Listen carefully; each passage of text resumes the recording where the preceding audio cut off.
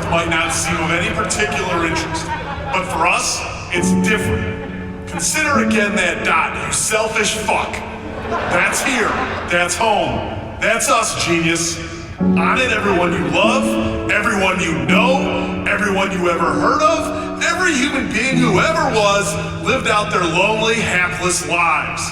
The aggregate of our joy and suffering, thousands of confident religions, ideologies, and economic doctrines, every hunter and forager, every hero and coward, every creator and destroyer of civilizations, every king and every peasant, every young couple in love, every mother and father, hopeful child, inventor and explorer, jabroni and idiot, teacher of morals, every corrupt politician, every superstar, every supreme leader, every saint and sinner in the history of all our species lived there, on that mote of dust suspended in the sunbeam. You stupid fuck! The Earth is a very small stage in a vast cosmic arena.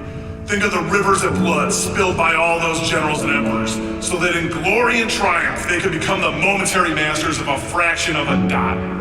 Think of the endless cruelties visited by the inhabitants of one corner of this pixel on the scarcely distinguishable inhabitants of some other corner. How frequent their misunderstandings, how eager they are to kill one another, how fervent their hatreds, our posturings, our imagined self-importance, the delusion that we have some privileged position in the universe are challenged by this point of pale light, or is that not obvious, you stupid shit? Our planet is a lonely speck in the great enveloping cosmic dark. In our obscurity, in all this vastness, there is no hint that help will come from elsewhere to save us from ourselves. Duh! The Earth is the only world known, so far, to harbor life. God willing, it always stays that way. There is nowhere else, at least in the near future, to which our species could migrate. Visit? Yes. Settle? Not yet. Like it or not, for the moment, the Earth is where we make our stand. It has been said that astronomy is a humbling and character-building experience, much like janitorial services. There's perhaps no better demonstration of the folly of human conceits than this distant image of our tiny world. To me, it underscores our responsibility to deal more kindly with one another and preserve and cherish the pale blue dot, the only home we've ever known, so don't fuck it up.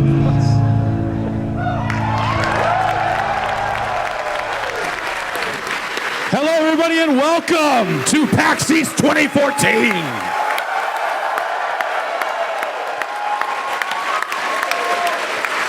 I want to talk to you about being carbon neutral and purchasing these carbon offsets that really, a lot of you come from far away. How many of you came here on an airplane? You miserable motherfuckers.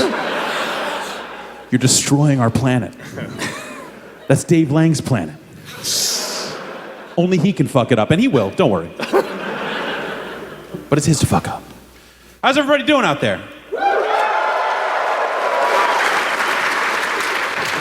I know I am extremely excited to be here. My name is Jeff Gerstmann. I'm from giantbomb.com. Hello. And we got a panel here assembled of the finest crew man has ever known. Including Vinny Caravella. Hello.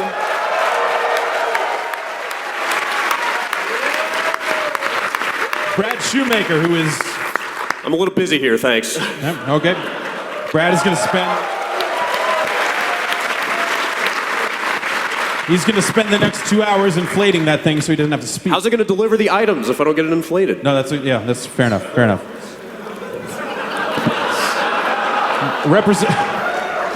Representing our foreign contingent from Giant Bomb, New York, Alex Navarro is here.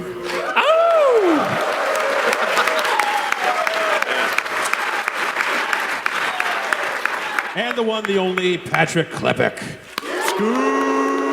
Chicago Zone! Yeah. So, we're back here again. I'm going to try not to hurt myself this year, but no guarantees. Boston's a very dangerous city out there in the streets. But yeah, I don't know. What are we? This is the end of day 2 of PAX, day 2 of 3. So we've been all out there kind of seeing stuff. You've been all out there seeing stuff. And I figured we'd start talking about some of the stuff we saw, like we always do about this time. Vinny Caravelli, you've been out there. Yeah. In the streets. Yeah, I've been on the floor. On the show floor. Yeah, with the people. With the people. Yeah. Where it happens. With the sweat. Yeah. Yeah, and the grime. Yeah. I cut my finger, and then I had to put gaff tape on it. Did you cut your finger again? Maybe. What are you doing, Vinny? It's like production good luck, right? Yeah, production good luck. Yeah. It's like break a leg, but it's cut a finger. That's right. And Feel then the need to bleed. Yeah. Just don't break a finger again. Yeah, no, that's this hand. Okay. Yeah, that's GameSpot days. This is all giant bomb. This is GameSpot hand. This is giant bomb hand. Yeah. Smooth. Yeah, this one's broken. Yeah, that one. There's no Doesn't going work coming back anymore. from that one. That one is destroyed. Yeah, we hit the floor hard. Yeah. You guys were out there in force today. I was not. What'd you see out there? There seems like the impression I get from PAX this year is that there are maybe fewer gigantic games and more independent games. What do you think? Yeah, there's a big monster on the floor, the Evolve monster. Again, we'll get to Dave Lang later. It's not. Yeah. Well done. Yeah, the mega booth and now the mini booth. We kind of went straight for the mega booth because that's where the good stuff is. That's where indies live. Yeah, and we saw the best thing. Well, one of the first things, and maybe the best thing I saw, was Below, and I thought Below is looking really hot. If you guys haven't seen it, definitely go check it out. It looks fantastic. We got a chance to play it, and it's a hard game to describe. It's like a way zoomed out camera, and I don't want to say it's Dark Souls-ish, but Even if you played it like you were playing Dark Souls. even if I did a little bit. Yeah, you did.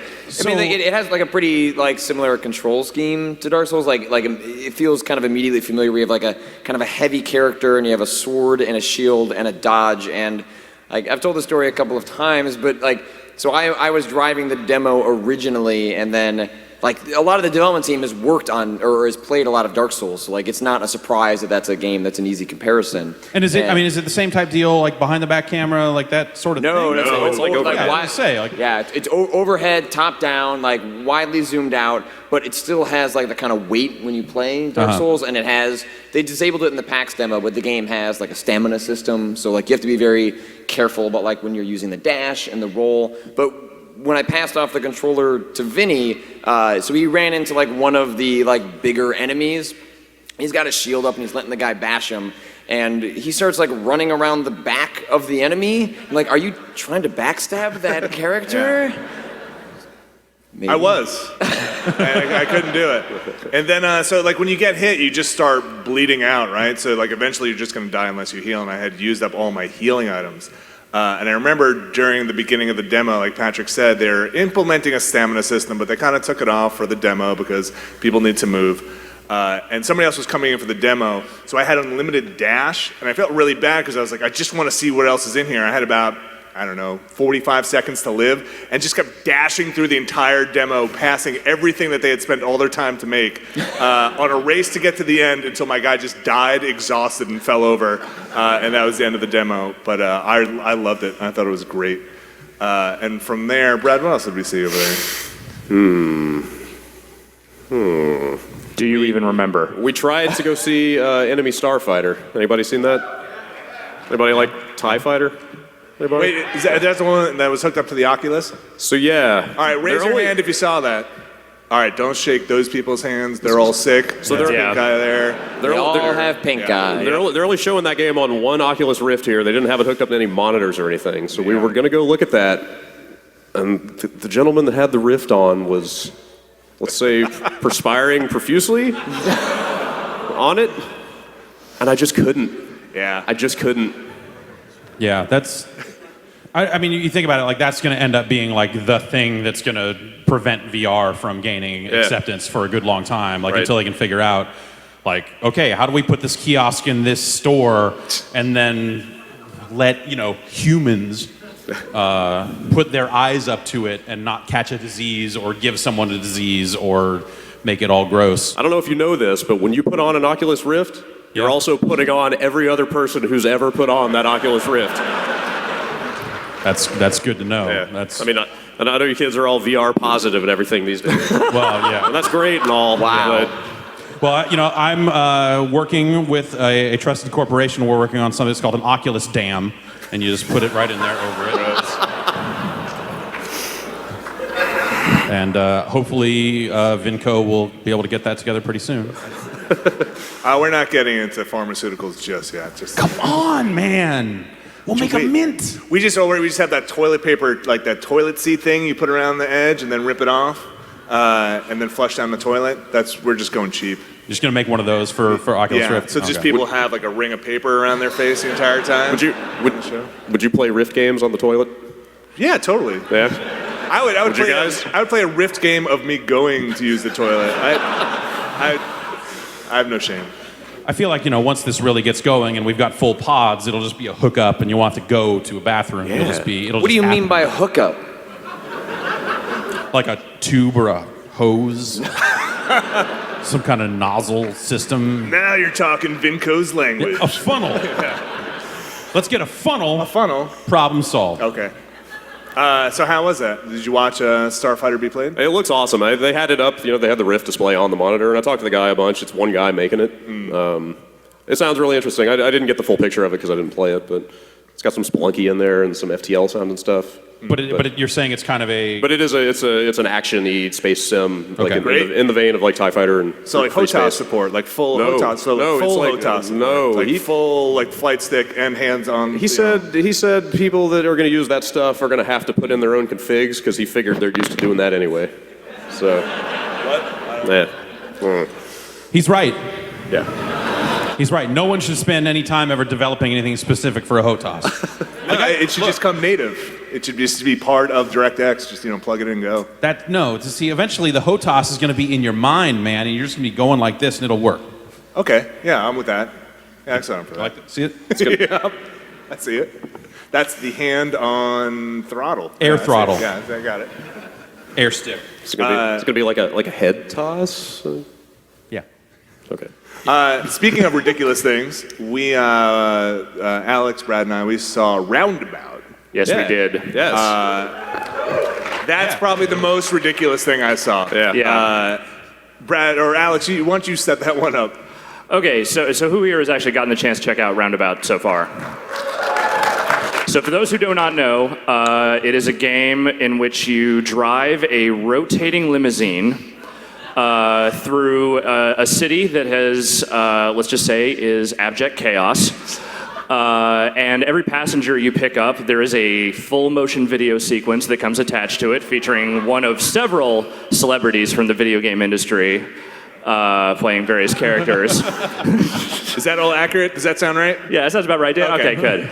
And it apparently has, I don't know, you said it was like an hour or so in the actual game, right? But you filmed like 8 hours so far of FMV, yes? Okay. And it's all horrible, but in the best way possible. And it is genuinely, I think, a very clever game. Like the level designs and the mission designs are totally ridiculous in like the best way Well, possible. it's like this weird, it's got this kind of. I played it back at GDC. Yeah. It has, the rotating limousine provides kind of a good puzzle element, like an irritating stick or Yep. like a kururin sort of thing. Yes. And then you've got a combo system and then missions, and it's just fucking weird. Yeah, there's a like Tony Hawk style combo system where you collect things as you're going through the city and also mow people over into bloody messes, and that keeps ticking up your combo meter. So that's fun. It's completely like, what did you guys think? I thought it was completely ridiculous. Yeah, like as I was sitting there, I'm not gonna lie, I was watching Brad and Alex explain it. I was like, this is so dumb. This is how does this even happen? I need to go leave because I need to go make a game because how is this happening? Yeah. And then as soon as I picked up the controller, I was like, oh, now I totally get it. Yeah. Like the rotating limo is like a puzzle, and you're just trying to you immediately find this flow of trying to rotate it through and navigate. And I have to say, I was probably the best person to ever play that game, right? That's accurate. Yeah. Just blew up constantly, just getting stuck between crates and just constantly blowing up, and you can jump like a limo does. Yeah. Hydraulics, it's. Yeah, it's what happens. Yeah. And then the FMV stuff is just spectacularly fantastic. So the best part of the demo, though, which Vinny, you may not be aware of, was when the soccer player came up as one of the characters, and you kept saying, "Oh, who's this guy? He's a really good actor. What's going on?" And that was Dan Teasdale, who was giving us the demo at that very moment. Oh wow! No, I did not realize that. What a fantastic actor! Yeah, the performance. He was so deep into it, you never noticed. The wig goes a long way. Yeah. The wig goes a very long way. Yeah, it's been exciting to see stuff like that. You know, it's like more and more of the smaller team games and stuff. Like I occasionally, I've never done it before, have no reason to ever think I should, but there are occasionally some games I go like, it'd be cool if maybe we should make a game. And then you talk for like 5 minutes with the person who made the game, and they're like, "No, I gotta spend 7 years doing this." I'm like, Yeah. I had to spend all this money on a Unity license and all that. Wait, we don't hate ourselves that much. Yeah. Turns out. Yeah, no. And they're like so relieved to get it over, and like, I'm so tired. I'm just so tired. Then I'm like, let's just keep covering games. Okay, yeah. Let's just play 'em. You unsold me on this thing. I was gonna download Game Maker and see you jerks later. I'm off to the races with $1 billion to bet with. That's how it works, right? That's independent development. Yeah. It's just like the money just starts pouring on you. But you have to just pitch me your idea. Don't make the game. Don't be an idiot. Just sell me and make a prototype and then sell that. Okay, yeah. Here's my prototype. Okay. Here's a blank piece of paper that this is. Yeah. You can do anything, man. Do you have a pen? Because I need to write you a check on that right now. Yeah. Okay. Sign me up. I'm selling out today. Brad, what else did we see? We saw. What was the name of that adventure game we saw? Last Life? Yeah, that Yes. was pretty cool. Yeah. You know the story of that better than I do. Well, you're like a detective on Mars, and it's all kind of futuristic noir, Yes. and you're murdered. Yes. And then they 3D print you back into existence. Yeah. Which is pretty And then great you go concept. solve your own murder. Ripped from the headlines. Yeah, there's an awesome shot in the trailer where the 3D printed guy goes and finds his corpse. And he's all trench coat wearing detective guy. Yeah. He reaches down and grabs the fedora off the corpse and puts it on his own head. Yeah. And then he goes and solves his murder. Don't it's shake pretty that cool. guy's hand either. Yeah. No. So you're solving your own murder? Yeah. So that's like that. Was that murdered Soul suspect. Kinda, yeah. Sort of. Except in that one, you're a ghost. I think the concept, and I could be getting this completely wrong, so I apologize if I get the. Did you guys hear it? That's weird. Keep going. That's weird. I'm a ghost. Is that true? I'm a ghost. Hey, what's up? Hey, how's it going? Hanging out. So I'm sorry if I get this story weird. That Southie fried chicken, I think, it's coming back up on me. I like the local color. Nice. Yeah. Yeah. Who's from Boston, huh? Yeah. I forget where I was. What was I saying? Oh, the story. Yeah. The story goes something like this. Jeff, play the clip.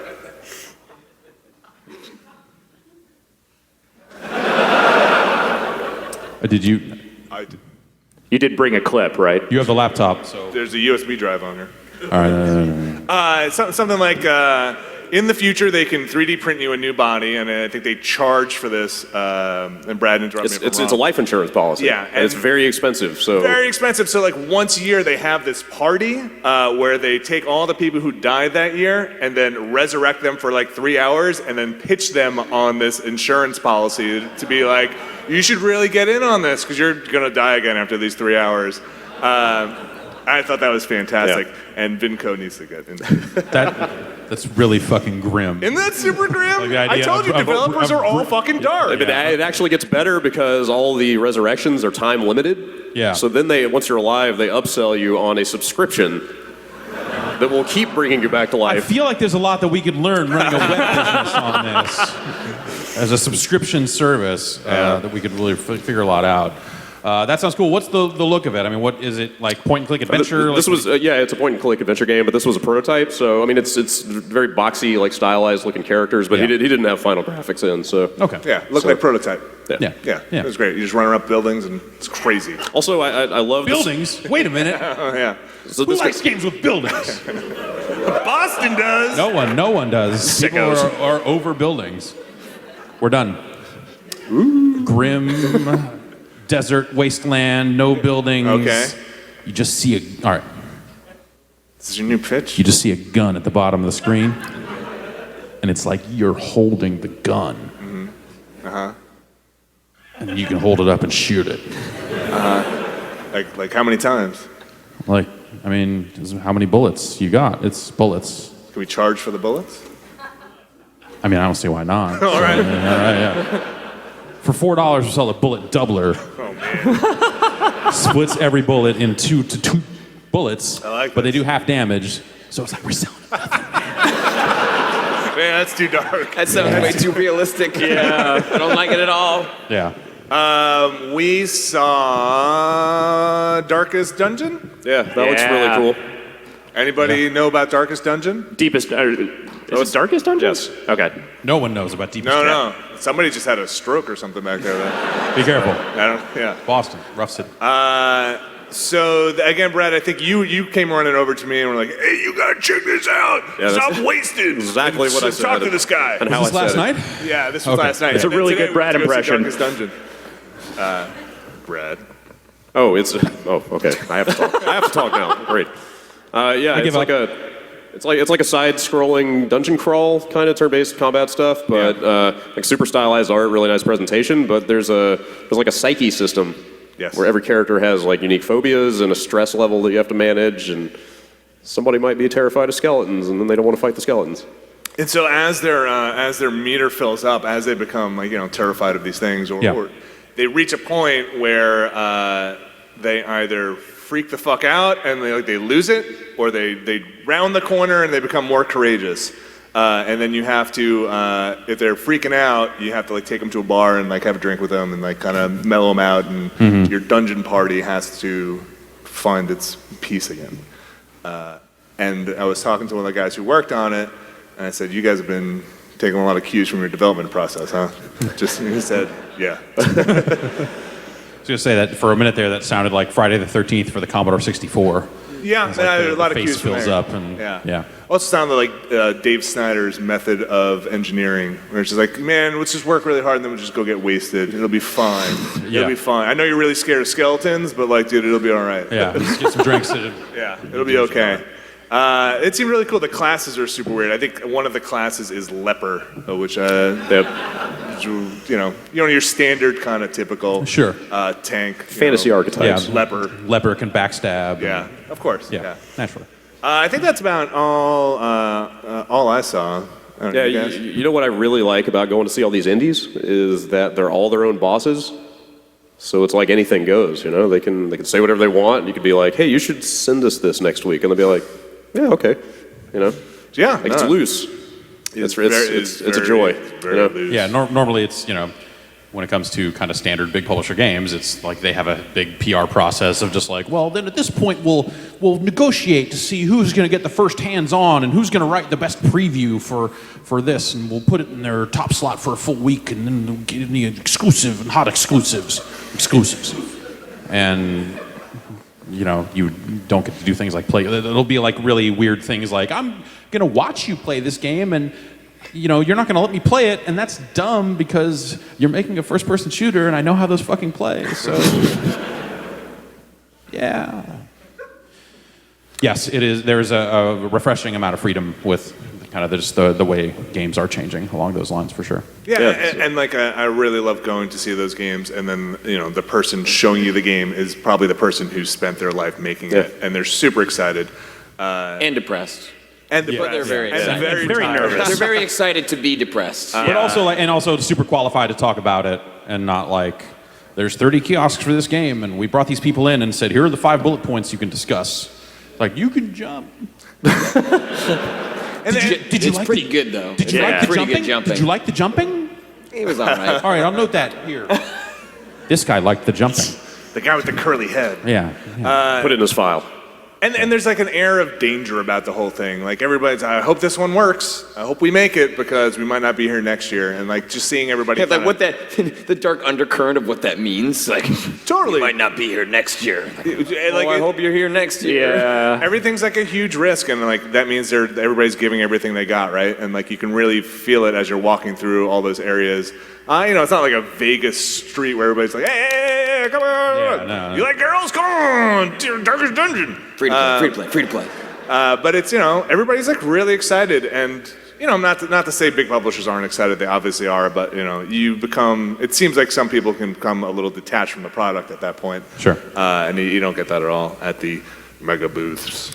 Yeah. And there's room for both. I mean, that's the thing now more than ever is, like, it feels like now that the console manufacturers are out there pursuing games of that size, it's really kind of, I don't want to say legitimized because they were playing legitimate before, but, it just gets out there to an audience that, wouldn't necessarily want to play games on a PC and wouldn't necessarily take a chance to find things. Like, it's right there on the PlayStation Store, on the Xbox Live Store, right next to Sellouts. Tomb Raider, right? Yeah. Forget those indie games. I don't know. What's next? I'm going back to the big publishers. Gears of War. Yeah. It's going to blow you away this time. What's new? 2 chainsaws on the gun. 2 chainsaws. One on top, one on the bottom. And Yeah. Marcus is scared of skeletons. That's right. Oh, I hate these skeletons. Oh, God. Well, Brad, you were talking earlier. You were saying that when you come to a show like PAX, you tend to feel more like I don't know, not necessarily obligated, but you want to go check out the indie mega booth stuff more often than to go check out like the big games that are here, right? Yeah, I don't want to say I turn up my nose at the big AAA stuff. Well, that is what you said. That is I'm actually going to throw you what I under the said. bus now and say that's what you said. I said I didn't want to say it. It just came out. I don't know. I mean, this is the one show where the little indie guys have a chance, right? Like, it's the one place they can get noticed. Yeah. And, like, But we're it's GDC, they're out Well, there that's on the true. internet That's every day. There's plenty of opportunities for everybody. Yeah, I guess. But, I mean, this is where the passion really is, Yeah, This is... But the nice part of like the mega booth is like you only need like a Double Fine or a Cappy, like a couple of developers that will get people in. And the nice part of the mega booth is that like then they turn around when they realize like that line is really long, and then they see something like Hyper Light Drifter, and then they go and check that out. Like it's by getting together, they enhance everyone because like you're in that area already, and then you turn your eyes, and then you'll check out the rest of those. Surrounded by a ton of really. So all right, talk to me about Hyper Light Drifter. This was another one of the ID at Xbox games that they showed during GDC, and I remember you saying that you came out of there thinking it was really awesome. I didn't get a chance to look at it. Like, what is that game about? They said all the right things. Like when I talked to them at GDC, it was just like, what are your influences? They're like, Earthbound, Link to the Past, Secret of Mana, Final Fantasy VI. Not in that voice, but like that's how I thought about it in my mind. In a world where Final Fantasy VI But one and summer fuck hard. Hyper Light Drifter. That might be their next trailer if we're not careful, because I like absentmindedly mentioned to them like after I had a couple drinks like, you guys should put a pizza gun in the game. They're like, yeah, we will. I was like, well, it was like pepperoni or sausage. I was like, it'd be cooler if it was sausage. And so, Everyone does pepperoni, pepperoni. So like the thing they talk about is it's like when you play like Link to the Past or like Secret of Mana, like a lot of games like people in this audience are like super familiar with, but like when you played those games when they came out, like they felt like just so good the moment you started playing them. And when you play them now, you can understand like why they were so good at the time. And they're still great games, but they, games have like, they've evolved and they've gotten like tighter and like there's more things they can do with those games. So they want to make a game like that is just like you felt the first time you played any of those games in 2014. And like the moment you like start playing Hyper Light Drifter, you see like this character zooming all over the screen. It's like, oh, that's going to take me a while to figure out how to play like that. And like within seconds, like it feels completely natural. And like, So what are you doing in it when you're zooming all over the screen? Like you're hitting A and like you're kind of like dashing, but like you kind of like zoom a little bit. So like when you're watching it, it seems. And are you a man on foot with a sword? Are you a gun at the bottom of the screen? Yeah, you're a man on foot. It's a top-down action game. Okay. And it's got like, to call it pixel art is like so disingenuous because like it's made of pixels, but like not in that way that's just like we're gonna capitalize on people that like old games. Like it just happens to look like pixel art, and it's just like so stylized and so nice. And the guy, so Bo, who is the designer and programmer on Samurai Gun, he's in charge of, as he called it, gameplay feel. on the Hyper Light Drifter, which when you play Hyper Light Drifter, it makes total sense. Because when you play Samurai Gun, like, you immediately feel completely in control of the character. And when you play Hyper Light Drifter, you feel immediately controlling the character, which isn't every game. Some games take a long time to feel like comfortable with how you're playing and how you're getting around the world. In Hyper Light Drifter, it's like 30 seconds later, you're just dashing around that screen, like looking really cool, probably dying a lot, but like feeling really comfortable with the way the world's set up. And it's just, it's an old school game, like made in 2014 that like, it doesn't have a 3-hour line. It's got like a 15-minute line, and like you should go play it. Yeah. All right. Cool. And so with that, I mean, is it kind of like single screen arena based, or are you making your way through a world and like uncovering a story that way? Or like it's like all those things. Like they have like a co-op mode, they have like a survival arena mode where they're like testing out like the AI they're developing. Like it's a game that was kickstarted like, and they asked for like something ridiculous like $50,000 and got like $500,000. Oh, sure. So they had like a small scope and then had to figure out like what do you do when you have all that money, and like that's a weird thing like. And that's one of those things when you talk about developers that like suddenly get like literally kind of swamped with cash, like they don't necessarily have a plan for hundreds of thousands of dollars. Right. Like, they have to then reformulate the Kickstarter to what do you do with $500,000? Like that's sounds like a lot of money, but then how do you spend that? Like where does that go? And for them it was like figuring out like this could be this small thing or it could be this big thing, but then what is that big thing even is, and that's not even what you pitched people anymore. You sold people on something, they gave you way more money, so how do you like reconcile both things? It's like do you just take that money and go like, well, now we can spend longer making it great with this small team because we have enough money to burn, or do we burn it all by bringing on more people to get it done more quickly? It's really tough because like the scope of your game changes, but you sold people on a certain idea. I mean, that was the whole Broken Age thing, man. Like, absolutely. I mean, that's just game development. Like, games change all that way in the background. You just never hear those stories. And so when you see these games change, like, it makes sense that people get angry because they're like, well, I put my money down for this. But it's like, well, that's not how games work. Like, games change. And, like, that's what I really love about watching these processes kind of play out is, like, it's really healthy for folks to understand that games when they're pitched are like wildly different when they ship. Sure. And then learning to realize that you have to let go of that stuff, even if you've only put in $15 or something like that. Those games change. Yeah, and it seems like, I mean, there's only ever going to be a percentage of people that play games that care about them enough to want to know how they're made and stuff like that. But I think that's analogous to the movie industry. Like, I don't really care who produces or directs most stuff at the end of the day. When it comes to movies, I just don't care about them enough as a form or see enough of them to go like, oh, I really want to see this guy's next movie or anything like that. But, I definitely feel that way about games. So exposing that to more people, like, you start to create that kind of mentality or start to facilitate it a little bit better. And I think that's a good thing in the long run. But, at the end of the day, there can be plenty of people that just, like, don't give a shit that much. They're just like, this game looks cool, I'll get it. This game looks cool, I'll get it, whatever. Yeah, but being disappointed, like I don't root for Kickstarters to fail, but like lots of games fail. Yeah. All the fucking time. Like, it's because they're launching 9 a week, or it's like there's like 9 Kickstarters a week for games, and like they're all just like, we also need $500,000 for right. But but even like the folks we know, like all the games you hear that like want to get made and don't get made, like that happens. More failures happen than successes. You just only hear about the successes because that's the ones you want to talk about. Yeah, it seems like that happens at larger publishers all the time too. You end up with games that like, oh, this is my dream game. I'm trying to pitch it, trying to find a way to make the money work. Trying to we want to make the sequel to this, but we can only do it if we can do this, this, and this. And it kind of happens all over the place. Yeah. Hey Jeff. Hi. I don't want to blow your mind or anything. Get ready. I've got an interview opportunity for you. I know somebody who has played Stronghold. He's right over there. He's holding the camera. Should we go do this? Yeah. Want to go interview this guy? Yeah. Let's interview this guy.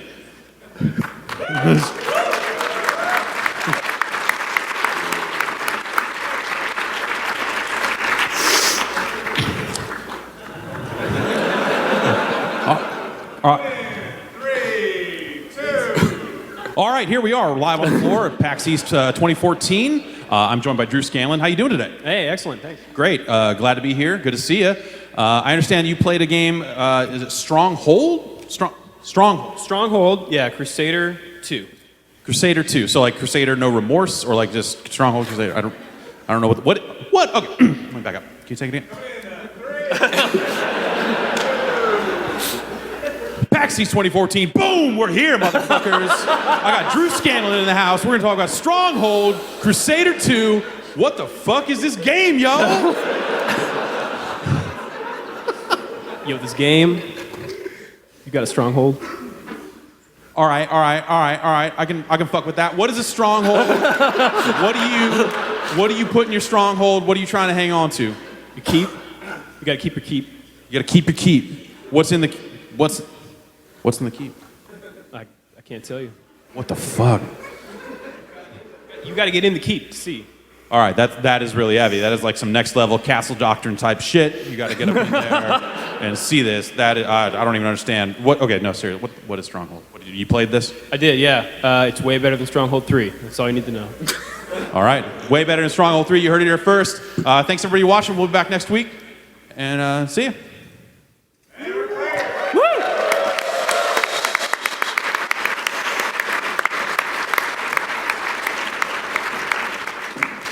It's just that easy.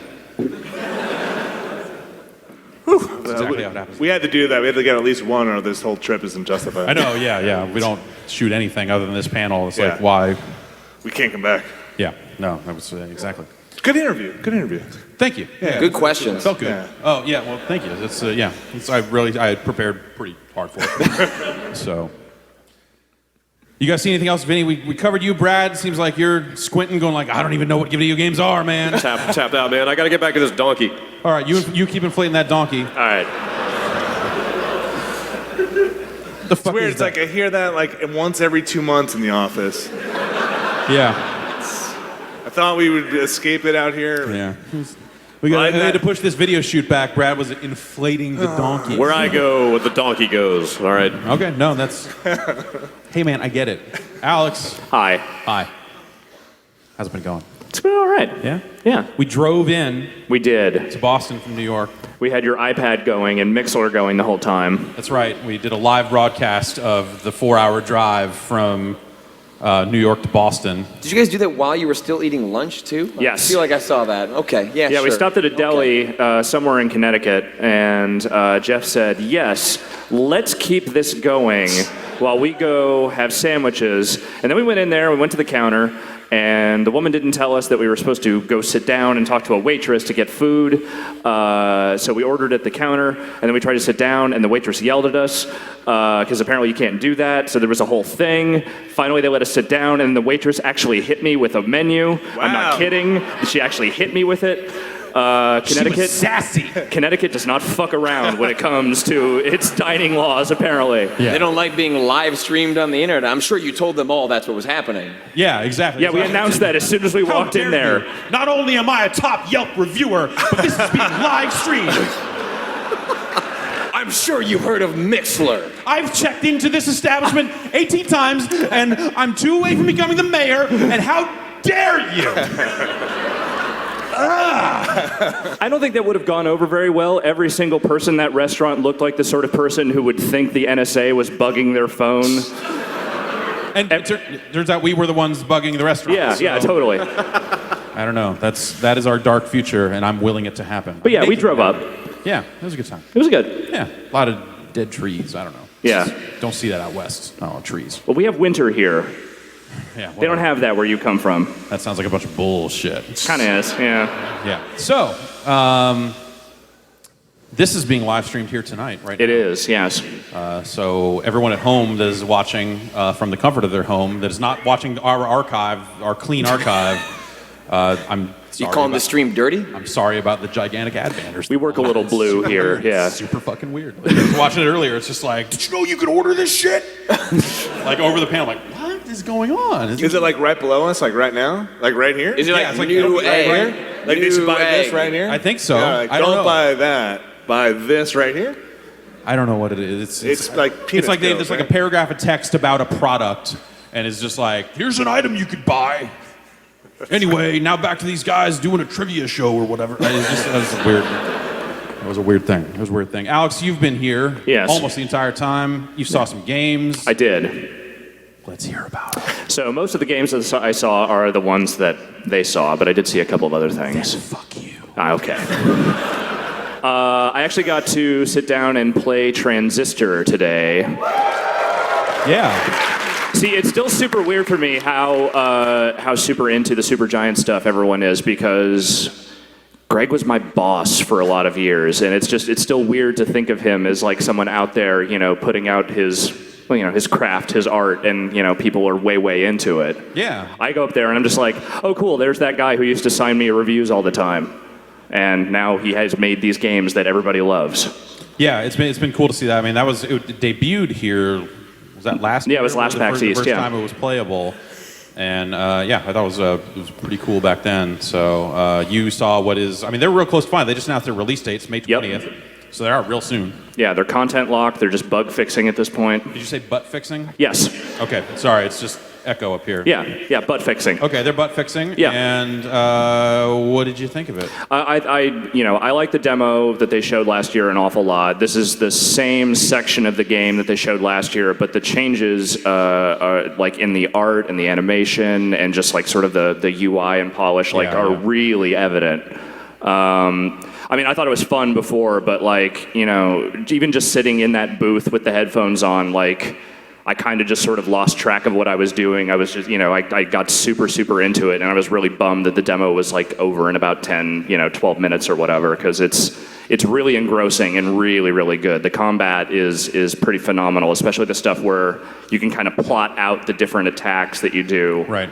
That becomes really interesting, the sort of dodging and weaving between the different stuff and trying to take down all the different enemies. It's really fun. Yeah, there's like a lot of really cool strategy to it. Yep. That seems like pretty refreshing. And Yeah. stuff, so yeah. Is there a lot of blood? There wasn't really any blood because you're mostly Greg just didn't work on this. I don't. Yeah. Yeah, there's not really any blood. You're mostly just killing these weird enemies that look like robots or these weird creatures, and I don't really know what the context for them or anything in the world is because they haven't really. Its context is blood. It's kind of gross. Well, it's Transistor. It's not trans. Keep going. It's not trans. Yep. Not bailing out on this one. You dug the hole on this. You dig your way out. Go on. It's not trans. Don't help him. It's like now it's just turned into an improv show. Come on, pun Trans master. what? No. Come on, pun master. This is the only way he'll learn. Come on. No, that's not going to work. There you go. Done. Thank you. God damn it. It'll come to me later. Yeah, Oh, you know what? Somebody ran up to me excitedly yesterday to tell me that he knew Trans hipster. How about that? There you go. Yeah. Thank you. All right, we got That somehow makes even less sense, but all right, sure. Guy came up to tell me what a journeyman pun master is. Yeah, what is it? A punder study.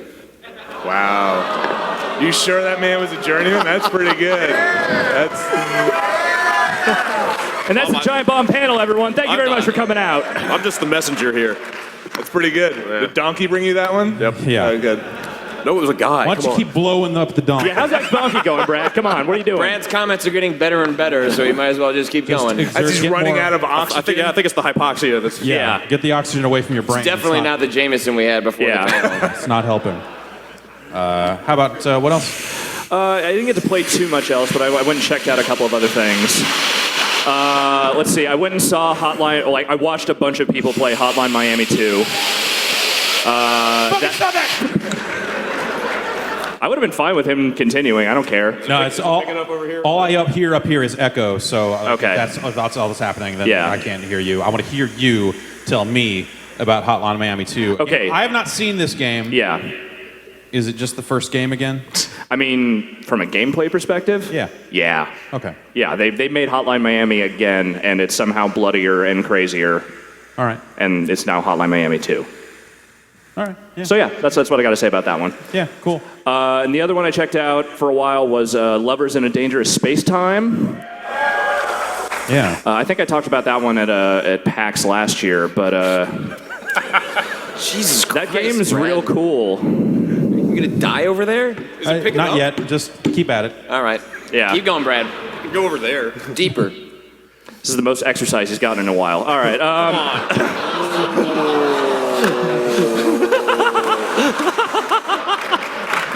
I deserve that. It's not trans asshole. Keep breathing. I mean, I can Anyway, wait. Alex, Yeah. you were saying. I don't remember what I was saying, honestly. Lovers in a Dangerous Space Time. That's right. So it's a co-op game, and it's a little bit like FTL in that you're piloting a spaceship, and all the different rooms in the spaceship, you have to have people in them to maintain the different systems, like the shields and the weapons and the engines and what have you. Yeah. And it's kind of frantic because you have to, you're constantly, there are threats coming from different areas of the of space. Yep. Just right here. Just right here. You and me. I got you. We're just talking. I'm so scared, Jeff. I don't know what to do. It's fine. All right. It's fine. Alex, this is like a normal workday. Just keep looking at Jeff. If this was like a Don't look at me. If this was a normal workday, I'd be watching porn 6 hours out of the day. So look at Jeff. So that's what you're doing all day. Hang on 1 second. Now it's time for street passing.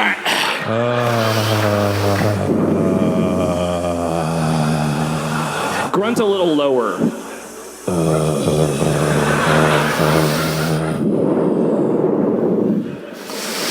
You want to take a ride with me? Do you want to blow up the donkey? Tell me about the doll, Jeff. You're gonna blow up the donkey. We're gonna blow up the doll. We're gonna blow up the donkey. You're gonna blow up the donkey with me. Lovers in a Dangerous Space Time. Fuck yeah. So what else is going on? This donkey, about it. Yeah. this donkey has multiple teats on it. Man. And we're the website that broke the Xbox DRM stuff. What a stupid thing. It's the only way it works. You can't have one without the other. We're a one-stop shop. We've got some occasional news and then bullshit. Mostly bullshit. Mostly bullshit. Mostly They just don't pay attention to us and like, oh God, oh no. it's always really funny. Like sometimes we'll get people asking like, "Hey, can we get the logo for your site so we can put it in an ad?" I'm like, "Yeah, sure." Fine, dude. Absolutely, yeah. Last of Us. Yeah, fine, sure. Is anyone from CBS here tonight? What? Is anyone from CBS in the audience tonight? No, I don't know. Oh, thank God. They don't know what the fuck we're doing. All right, good. Still. Yeah. So that's pretty much where you're at? Yeah, that's pretty much where I'm at.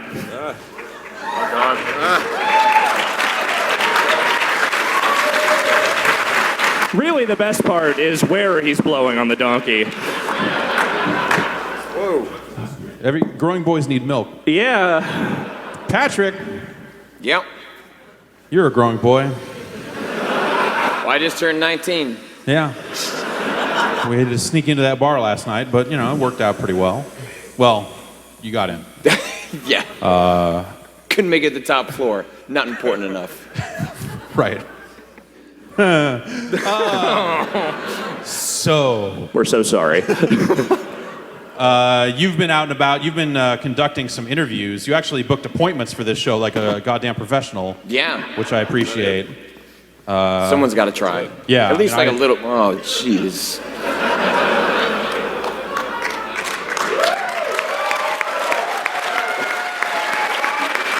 All right, Patrick, we'll get back to you. You guys want a donkey? I feel like we should have some like Peter Don't Frampton just throw queued that up from right there. now You're or gonna have to something. go into that crowd. Be gentle. Actually, Be throw gentle. that out. His name is Cornelius. That's. You're supposed to throw. It's like a beach ball. Yeah, keep You don't going. get to keep the. Wait. Okay.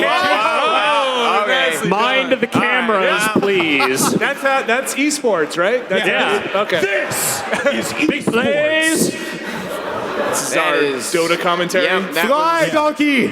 that was This the, is pretty much. This is the trailer for the International Forum. that was the worst. Is more or less how it goes. That's. Bring me my armlet of Mordigian! But now it's got to come back with like a sword. Yeah, or it's something, gonna come right? back with some stuff, and then Dendy will be there. Someone is definitely going to put a stop to that. I don't know. Also reasonable. Well, okay. Well, that was stupid. All right. Yeah. That won't be a distraction for the next hour and a half. Patrick! If you keep throwing it, they can't grab it from you. Like, I can't look away. It really is something. Oh, that, well. Gio! Dave, you could have stopped it. You could have stopped it and you didn't. Smart man, smart man. Patrick, so what have you been out there seeing? You gave a talk yesterday. I did. We talked about most of the games that I took a check. The last game that I actually got to see. Oh God. So here's the. I don't even hear you right now, to be honest. So that's happening while I'm going to somehow introduce the last game I saw. This War Is Mine, like a really serious war game about like civilians on I the heard about side that game of today. wars. This just explains a lot about Giant Bomb. It's a lot like war. All right. So this war. I'm really sorry. You're not really, but I appreciate you saying it.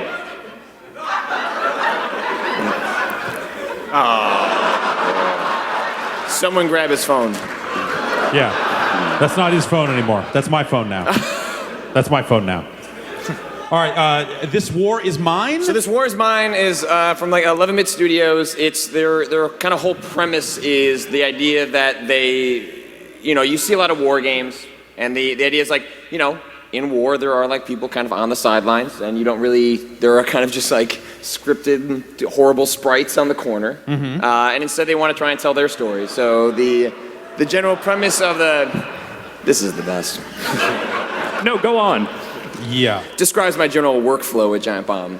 And so you sort of like, you have this zoomed out, and you have like a couple of different people that you can control, and you have like a day and night cycle, and like, so it's like they didn't pick like an actual war that they picked from. They're just like, hey, like just generally speaking, like there are civilians, and like they have to like scavenge for things. So you have like a day and night cycle that you choose between these different characters, and they're like, some are combat, some are scavenge. And then in the day, you basically like, you build beds, fun gameplay mechanics. Yeah, bed building. And you lay that stuff It worked out. for Minecraft. Yeah, it's like Warcraft. Yeah. They should make a game called that. Yeah. Don't tell anyone. Yeah. And so like, pending. so that like it's interesting. Like the mechanics themselves are like kind of, it's a really rough. It's like I think it's a better concept than it is a game quite yet. But the idea of like controlling the people like on the side of a war, I think is an interesting idea. Yeah. And they're, yep. No, I'm listening. Go on. Okay, it's time for the donkey to come home. Let's bring the donkey home. Well, we're almost there. I said bring the donkey home. Okay. There he is. Hi, donkey. Is that somebody's underwear on there? Oh God, why is it sticky? Is there a bra on there? I hope you're happy. I should probably rub my eyes now. Yeah, definitely. Well, that's not the only nightmare we have in store tonight. Not by a long shot. Yeah. So, Thank you. Just like put this into my mouth. don't drink Purell. I think you'll go blind. I don't know. It might be better. Yeah. That's Yeah, please. Let me know how the rest of the panel goes. yeah. So you are building beds and stuff like that. Is there actual conflict happening that you have to then avoid, or? Yeah. And like they were still building all that stuff out. Yeah. I squeezed too much of that hand sanitizer. So if anyone wants to come shake my hand and take some of this off of me, they talked a lot about like Papers, Please, like Right.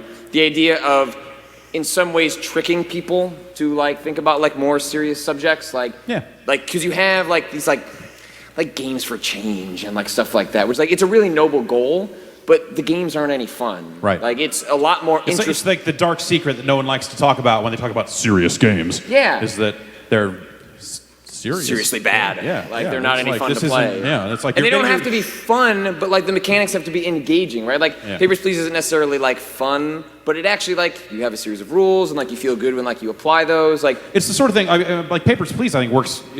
in multiple ways, because if you completely detach from the awfulness that is written into that game, Like you. yeah, the mechanics are still extremely engaging and a lot of fun to work with.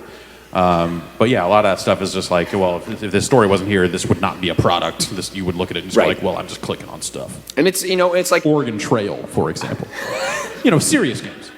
and that game did really well. That game like sold well over 1 million copies. Like it's done like exceptionally well. Papers, Please. Yeah. Yeah, not Oregon Trail. And like proves that like you can like tackle like serious subjects, and people that like traditional games, like you can find a cross section of people that like want like more serious material, but also like this is still like a really interesting game to play, and Papers, Please is like a great example of that. Yeah. Cool. I want to say, I never noticed. Your hands are so soft. Like, I just watching you putting that, it's like I couldn't stop looking at them. Smell great. Like if you want some more of this, I've got like some I could like kind of just like scoop up on. Yeah, just like rub more of that on your hands, please. Like, do that for a little while. So I just Yeah. scoop up this hand. Yeah. Okay. If you get the chance, you should come up here. You should touch Patrick's hands. They're really soft. I need to listen to Scoops and the Wolf more often. Yeah. Apparently, I don't know what I'm I didn't missing. realize it was so hot. Just Yeah. 6 hours of porn. Yeah. Yeah. Just like love lines just happening constantly. Super sizzling the chemistry between you two over Skype. Very erotic overtones. Bombing the AM, your Monday and Friday show. Yes, we are. Yeah. How has that been going for you guys? So you haven't been watching then? I watched the first one. We've done several more since then. I was on one of them. Were you? He was. Yeah. Sure. Sometimes you have guests on that I like to see. So Yeah. Yeah, I mean, it's been a lot of fun. Like, one of the things that I thought a lot about when I decided to move back to Chicago was like John Madden was like a big worldwide audience, and like a lot of what we were doing in San Francisco was like very West Coast based, and like let's start at 4 p.m., which is like a weird time for a lot of folks. Yeah. Yeah. And so one of the things I wanted to do when I moved back was like try and like create things for like that reflects the fact that Giant Bomb is like a worldwide audience, has like people that are watching and like can't tune into a lot of live shows. Yeah. And so it's been a lot of fun. Like having the guests has been like really interesting, and it's like all the people who've been watching, like it's been a really really really fun thing to do. So we definitely appreciate that. Very much so. cool. And then we'll talk more about Giant Bomb Chicago a little later, I think. Yeah. I don't know what that is. That fucking shit show. I appreciate the one clap. Jesus Christ. Well, it was really great that we got our show up right after it aired, as opposed to just disappearing for a weekend. Jeez. Yeah. I wish I had more time instead of setting up your fucking show. Well, okay. We're lucky enough to have a lot of the folks that work in the game industry here with us tonight that make it so much fun to get out there and talk to people. It's been one of the things that's been one of the most rewarding things about building this site is kind of just figuring out like who are the cool people to talk to that have interesting things to say and are often unchained and will just talk about anything no matter what and go completely unhinged. John Drake, nervous laugh up there.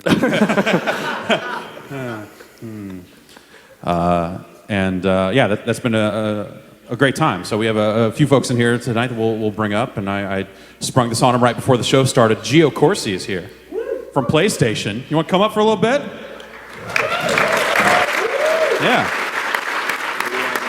I think where we actually sit people here. Come up here and walk all the way across the stage. Good to see you. Thanks, man. Thank you.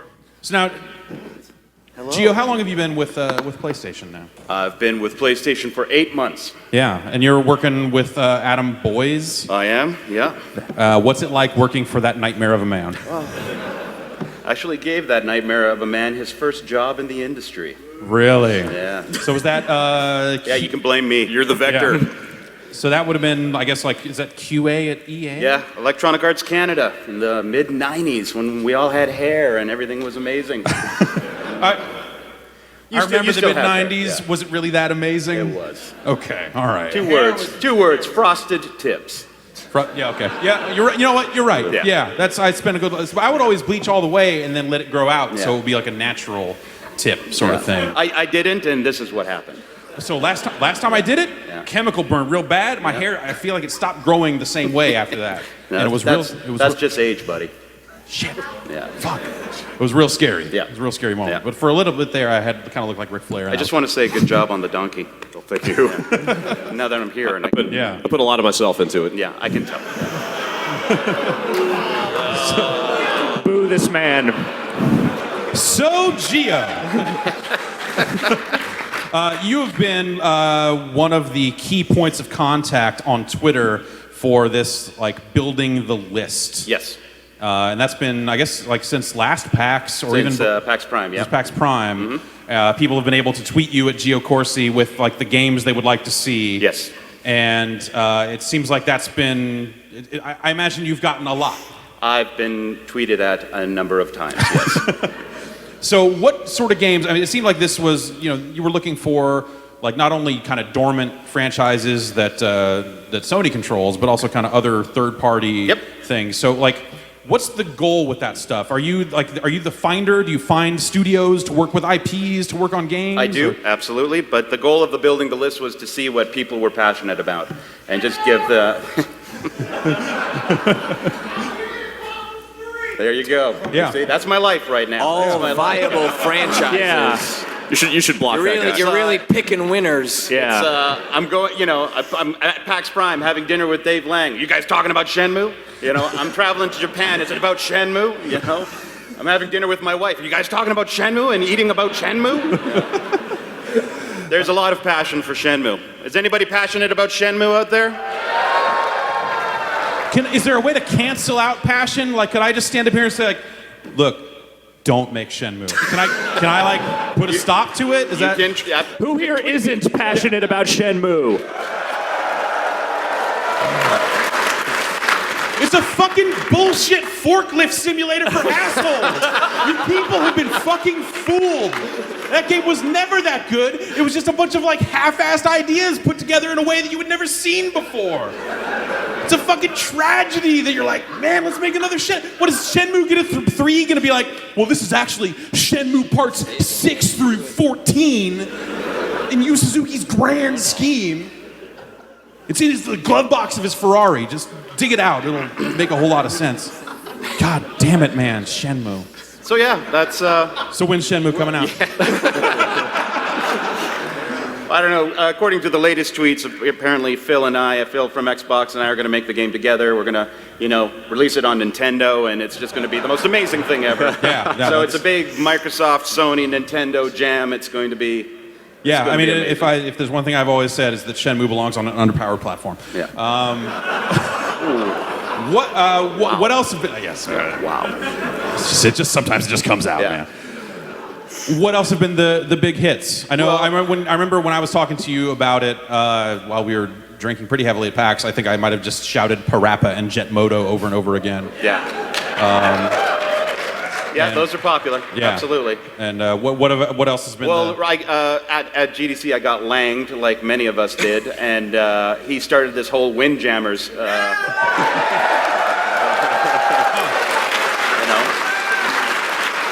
Called me out by name, called me out by my Twitter handle, and said, hashtag, what was it? Follow the conversation. Yeah. So building the list and follow the conversation. So I wasn't anywhere near my phone at all. But the next morning, you have 400 new tweets, and it's like, what? Like, what the hell?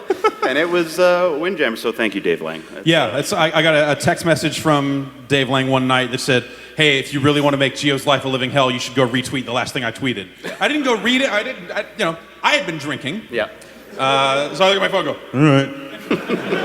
Let's go hit it. And I read it after that. I go,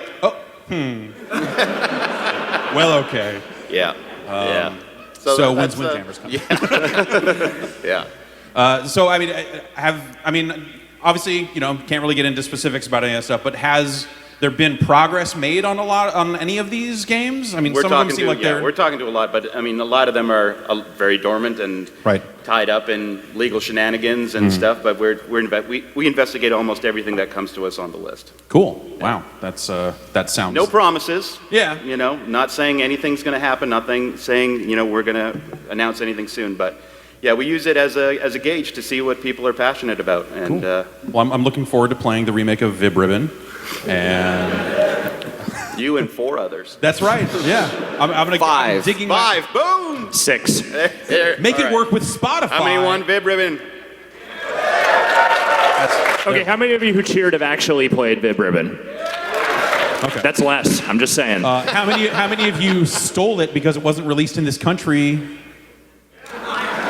Okay, yeah. We're not cops. You can say. No, we are cops. Legally, I have to tell you that.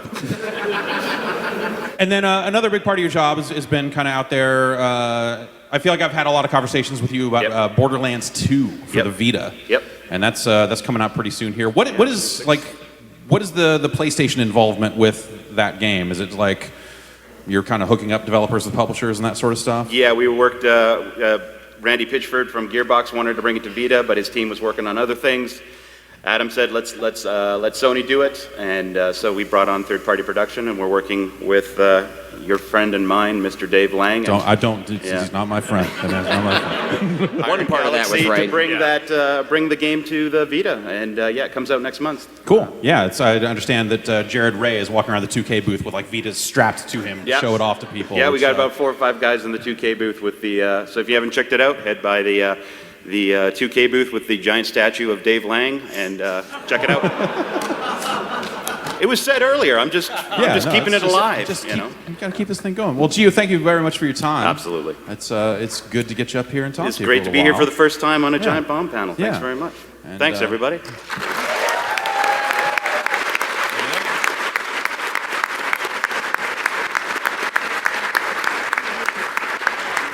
All right. So, one of the things that happened a little bit before the panel, a little bit before PAX started, was some elaborate plan got hatched involving pins. And have any of you collected these pins? Yeah. Pins with various faces of some of our faces, John Drake's crotch, just the important stuff. And this ended up getting brought to me by Dave Lang. So why don't we get him up here and I want him to explain what the fuck this is.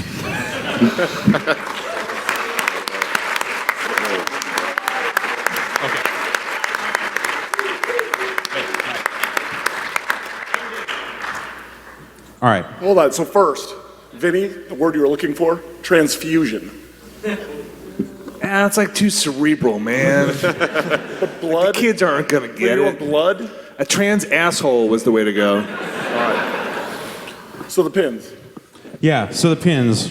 Walk me through this. I got a text message from you that said, there's gonna be pins, there's gonna be this thing. Yeah. So, got friend of the site, Bacon Games. Bacon, stand up real quick. Alex Panate. Yeah. So he sent me like a bunch of pins for the last PAX. And he's like, I don't know what to do with these, just give them out to people.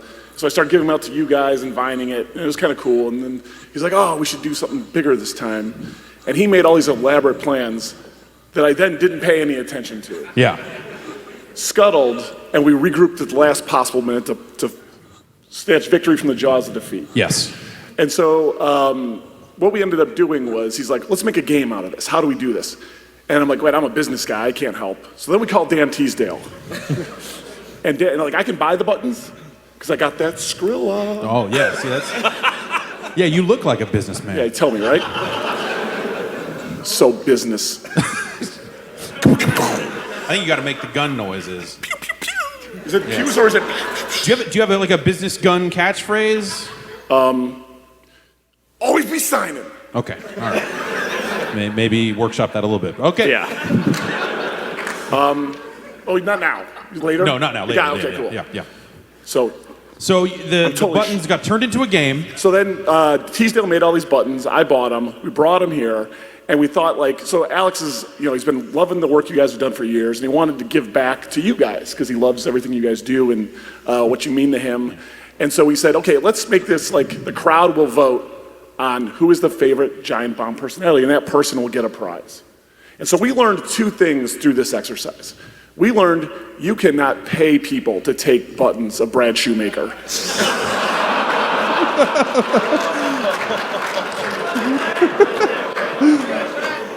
We learned that, and we also learned that people really, really like Vinny Caravella a lot. Yeah, so that was how this went. The booths ended up having the pins there, and the first... We had the IG and No Goblin, we had them, and then basically the first pins to run out won the prize, and it was over at like 10:30 Friday morning, right? It was over obscenely. I guess maybe business guys should have bought more buttons. You could maybe make that argument. That's possible. It's a beta. It's a prototype. Yeah, like bottom line, don't blame business guy. Early access. But Alex made this awesome prize for Vinny, I guess. So why don't you break that out for him? This is going to be hopefully. Thank you, guys. Appreciate it. Okay. Wait. You want to get up and hold this microphone near my face? Cole's bag? Yeah, I'll hold it. Can I take the cash prize, like the equivalent? Oh boy. I know how we would do this on Giant Bomb Chicago. This is kind of bulky. Is it moist? What could be in there?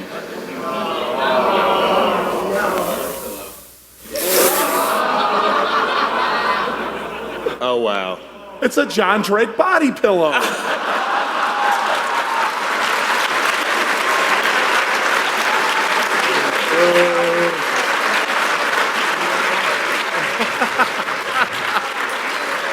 There's the many faces of Drake. There's happy Drake, sad Drake, contemplative Drake.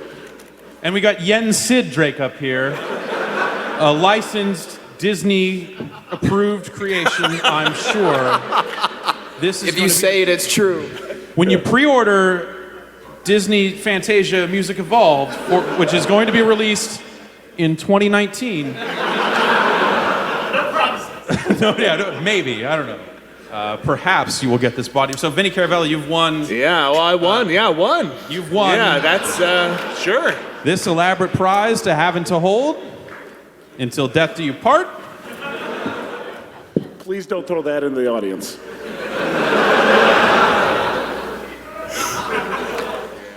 Only slightly squishier than the real thing. yeah.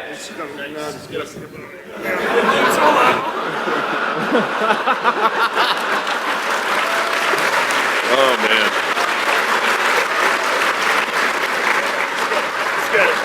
I'm getting way too turned on, sorry. You've been working out, haven't you? I accept this magnificent prize. Thank you so much. Thank you, Alex. Yeah. I don't think they'll let me, they won't let me take that on a plane. You could just, they'll let you take blankets on. This won't come on a plane. You're not gonna. This is going to frighten everybody. You're just like, no, I need this. No, I need to get on first because, and then just motion to the pillow. They'll be like, oh. Okay. Just going to leave this over here for now, okay? Yeah, well, so we can set it back with the donkey. Yeah, don't let me forget this. If it ends up getting forgotten, this may end up becoming a prize in tomorrow's Royal Rumble. Oh, you know what? Can I donate that? Or I might take it. I don't know.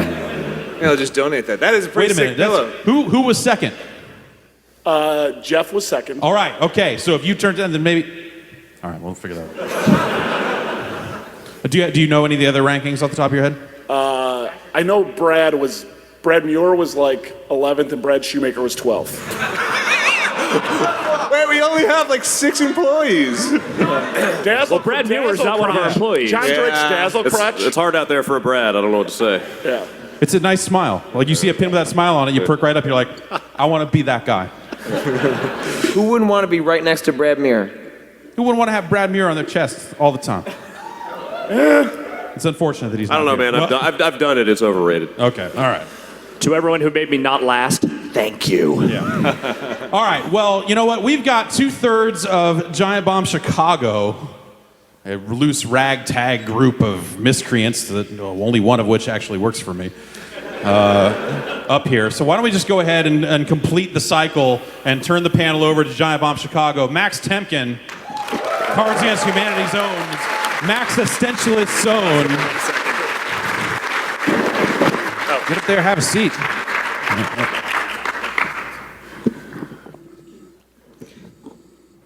Well, What are we supposed to do here?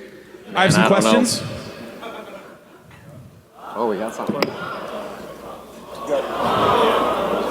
What's it been like getting in that chat and just telling them all immediately to go fuck themselves because they're total monsters? Oh my God, people in the chat are so mean. They don't like dogs. It's crazy. It seemed like they didn't Crazy, like Jeff. cats either. Nothing. They don't like anything. Yeah. No, well, I mean, it's a chat room, so that's. Yeah, no, I mean, actually, if this was going to be actually a Giant Bomb Chicago joint, we need to get a laptop up here with Twitch chat. So Max can't engage with the. You can just like focus on that. You just whatever. Listen, every stream needs a Brad. That's like the. So you get like, oh, you do die a lot when we play games too. Yeah. So there's that too. But yeah, no. So gentlemen, Yeah. this is really hard, actually. Yeah, it is, isn't it? I'm not gonna help you. I just want Dave, just keep going. You're the man that sat behind the desk. Yeah, you're the one who decided that you were gonna sit behind the desk. Keep going. What's All right, okay? So all right, let's turn this into a Giant Bomb Chicago show. Let's get Phil Tibotowski up here and talk about some Chicago shit. Yeah. Phil Tibotowski. Phil Tibbs is Young Horses CEO, and Phil Tibbs gets all his clothes from trunkclub.com. Each and every piece. Each and every piece. So up here, Phil, what would you say characterizes the Chicago indie game scene? Desperation. Wrong. Incorrect. Max, what would you say characterizes the Chicago indie dev game scene? Correct. You're a monster. Well, yeah. That checks out. Yeah. All right, so who up here is in the Royal Rumble tomorrow? Are you in it? I'm not in the Royal Are Rumble. you in it? Is Trin going for you? Yeah. Are you I'm in in. it? I'm in. So does anyone else have a major fucking problem with Harmonix organizing it and Harmonix people being in it? Like, this is some collusion-ass bullshit. Conspiracy. This is some like, hey, guess there's a reason in fighting game tournaments, like the guys running the tournaments can't enter them. And it's because they can't like, hey, I wonder if Pope's gonna run out 30th. What a load of shit this is. I bet he somehow reserved Scotty Too Hotty also. Yeah, so like, this is gonna end poorly for all involved. And I know you guys are doing this just to here's just the worst, Drake. Drake's the worst. Pope, by the way, with the most ironic surname of all time. Horrible. You're a poor. Trites. Come on. He's a nice guy. All right. So what? We're working on it. We're workshopping the whole show. So did you guys see any Chicago dev show like games on the floor today? Well, Max said you had a Samurai Gun arcade cabinet. Although when I went over to it, it was just a giant mouse cursor. Oh no, it's a little janky. We kept the CRT screen, and it turns out that like Game Maker games in 2014 don't run on a CRT screen. So we had to make our own drivers for it. So it was all made in Chicago by Rob Locke, and we found like an old Midway NBA Jam cabinet. And we gutted it and turned it into a more awesome Samurai Gun cabinet. It's by like the front entrance. Dose One's here, so we're playing the soundtrack and having some tournaments. Official soundtrack for Giant Robot. That's true. GiantRobot.com. Are you doing Samurai Gun money matches? I'm sorry? Are you doing Samurai Gun money matches? Oh yeah. What? Just look over that cabinet. What are the stakes you have to play for Samurai Gun against you? I know it's just the tournament rules are first place you win your honor, and second place you go home in an everlasting state of shame. So how do you play then if you have to like wager honor? How do you personally do that? Well, it's like you're fucking bankrupt. So I'm just curious how that happens. Well, do you have to pull out a loan from somewhere? To personal insults here. It's all, Dave. listen, man. I got nothing to say. The lights are on me. There's like 10 billion people in this flipping room. Why don't you just talk about You could just talk about like Borderlands 2 Vita. Borderlands 2 Vita's banging. Who here has played it? Who's played it? It's hot shit, right? Who's working on that? The mighty Iron Galaxy. Yes. Can I just interject with a quick question? Sure. I understand that Gearbox's Dave Lang says that all Borderlands content, now, past, future, and forever, is coming to the Vita. Can you comment on that, please? So yeah, I guess. Yeah, so I guess some Polish website watched some stream I was on with you guys and wrote a story about how Gearbox's Dave Lang is bringing Vita. Every Borderlands will be on the Vita. Compliments of Gearbox's Dave Lang, and I thought this was the funniest shit of all time. And I'm at dinner with Randy and Wade, and I'm like, look at this tweet, and Randy's like, Randy did not think it was so funny. Randy does not share my humor about such things, misinformation about billion-dollar brands and whatnot. Because see, that's the thing. If I fuck up the messaging on Divekick, whatever, right? Like No one's buying that game anyway. Yeah, people expect that shit, right? That's barely even a video game. Right. Yeah. By the way, you're welcome for getting Flash on the PS4. If it was anybody, it would be you. You're welcome. But yeah, when it's Borderlands and it's like a billion-dollar franchise, then I get a little more sensitive to things like that. Huh. Yeah, go figure, right? Yeah, it's weird. So that's cool. When are we doing our next Giant Bomb Chicago stream, Patrick? That's all up to you. It's out of your office. The last time we tried to do it, this is what characterizes Chicago game design. I showed up like an hour late with Patrick in my car, and we came in, and you just were sitting on like a giant rat king of cables, and Vinny was just on the phone laughing. Yeah. Well, listen, we might seem like a big company with a big heart. But they're not. Like an oversized heart that has trouble pumping enough blood to the brain? It's like, I'm going in for a full cardio workup. Like, I know something's wrong with me. Well, several things, but that's neither here nor there. One thing we don't have is a dedicated AV staff. And so it's just two people that make this dream come true. The Esports Hour and Giant Bomb Chicago, it's this guy, business guy, who buys the stuff, and then I make my AV guy hook it up, but he wasn't there that day, so I was sweating to the oldies. And it's like, it's just like a miracle. Any show works ever is a miracle. And then it's like, we're in the show. It's like, oh, by the way, you haven't been no one's heard a thing you've said for the last 5 minutes. Well, he's screaming about why isn't the audio working? There's 3 guys looking at a computer. I was like, well, according to the chat, once you put down the lower third, the audio stopped, and he's like, yeah, that was I fucked up. The worst he part gets over there and he's pulling out cords, I don't know what's going on. And at that point, Vinny calls me and he's just like, you've had no sound for 7 minutes. The worst part was after the panel ends, we think it's off, and Dave starts talking to me about his Windjammers reboot, and it was a hot mic situation. We were live. Hot mic. Weird. It was a gaffe. Hot mic. Yeah. Whoops. Yeah, jeez. Don't talk about that. Yeah. These things happen. Join the conversation. Listen, mistakes were made, lessons were learned. That's when are you pulling us in on Windjammers? What do you want to do on Wind? Okay, I'm calling. I can't do this. All right. Windjammers is a beautiful dream. I share your dream. I want Windjammers. I want Bo Radley on the beach, slinging frisbees, slinging hot discs. I want it. But the internet, you're not ready. It's not today. Maybe one day. I don't know. We've brought some pretty horrible things to fruition. I think we could help out. Well, the thing though is I'm not. Neither are you, as far as I know. Are you majority stakeholder in SNK? As far as I Max, know. did you just buy them on a goof one night or something? Let's talk after the panel. Okay. Yeah. They can't cost that much. Yeah, At this point, it's just like King of Fighters and just a bunch of dead business. They're never going to do anything with. Magician Lord, no, it's worth a bunch of pachinko and King of Fighters. Right. But changing topics from commenting on IPs I don't own. Yeah. I did. How great was that, by the way? Did you guys look at the comments for our super professional Friday show? Why don't you characterize them for us? They were so positive. They were like, this is great. We don't get the people we like. Instead, we get people that we can barely marginally stand. And we get them, and then it's like a shit show because they only have one camera, and the weather cam's broken, and oh my God, where's Jeff and Vinny? Where are they?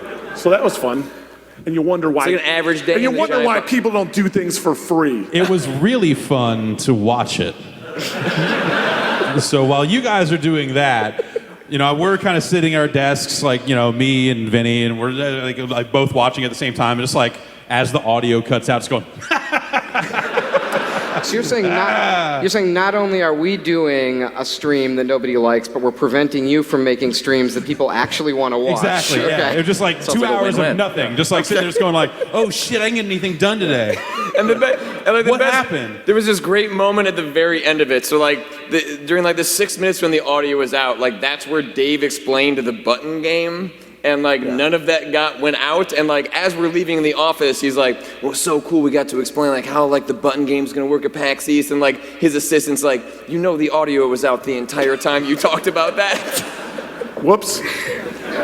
Well, I think it went pretty well. I mean, Vinny's back there with his prize, and it seems to be going pretty well. Hold tight, buddy. All right. Well, I'm looking forward to more out of Giant Bomb Chicago. Jeff, can we talk about our hot oatmeal announcement? Yeah. This PAX? Let's talk about it. Can we drop some oats? Yeah. Some XGO, as they say in the biz, XGO, Extreme Gaming Oatmeal. It's XGO. It's on the streets. It's all over the place. I mean, hopefully you guys have seen this. It has been all over the place, and we were lucky enough to have some here in the building tonight. But we are going to give you a quick look at a little commercial here you might have seen on ponemeal.com. And, I've been trying to eat breakfast a lot more lately. It's Starting at Taco Bell and working your way up or down? Up. Okay. Have you tried the Taco Bell breakfast? No. What? Can we get the computer up? That shit is fucking terrible. What'd you get? I got a waffle taco, and it's like a waffle. Oh wow, that's terrible. Tell me more. Fast food breakfast is pretty good, but when it's poorly prepared, it's just a real fucking tragedy. So I'm looking forward to getting some more interesting breakfast in my life, something that works with my busy lifestyle and the type of just extreme circumstances that I find myself in. I need something a little bit extra. I think we might have something to see. Something like this.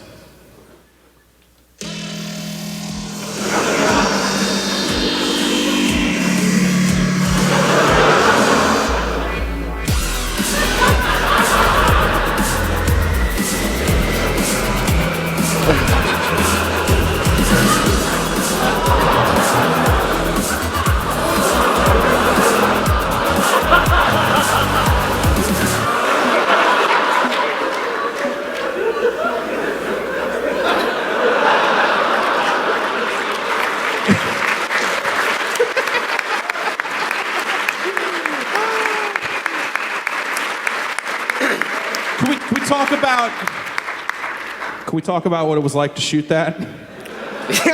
Yeah, it was real dumb. So I have one question. That banana shot at the end, it has to be a reverse shot of the banana erecting. Is that just a penis erecting? Am I getting the metaphor Well, correctly? I'm not gonna interpret my art for you, Vinny. Okay. The penis erecting, is that supposed to be a banana? Yes. Okay. Okay, got it. So we have some packs of pone meal, so maybe we can get the pone meal extreme street team, and we'll hand some oats out. We'll blast some oats. Yeah. As they You say. guys get yourself an oat blast. Hot fiber blast. Yeah, hot fiber bombs for your gut face. Yeah. I'm gonna say I'm not gonna tell you not to open them and dump them over your head, but don't open them and dump them over your head. At least wait till you get home to do that. I know they probably have to vacuum this whole place anyway, Yes. but there's still one more day at PAX, so It sticks right in the carpet, I'm sure. We'll get those out there. That's delightful. So yes, Matt Rory. Matt Rory. Hi, Matt Rory. with the box. Hey, Matt.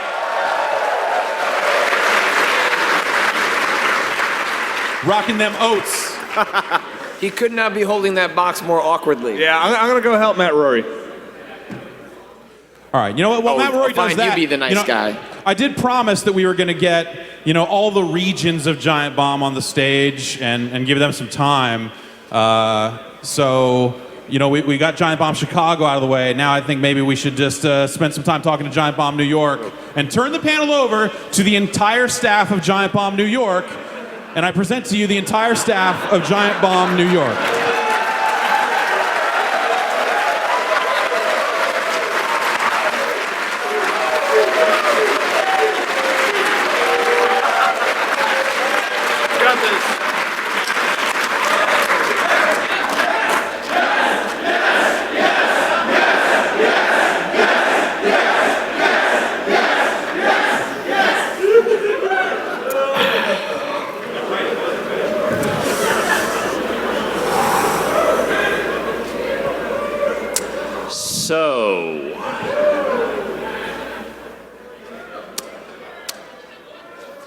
What's going on in the news today?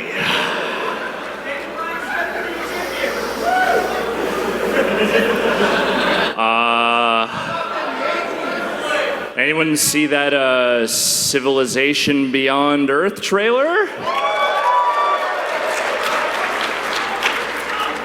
Yeah, that's pretty good. It's like a good game.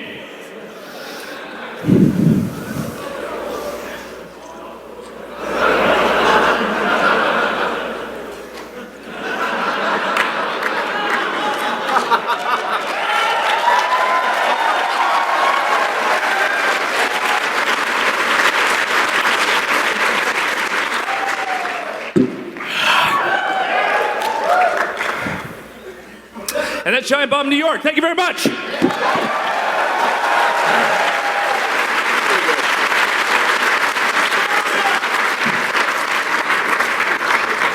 All right, great. You motherfucker.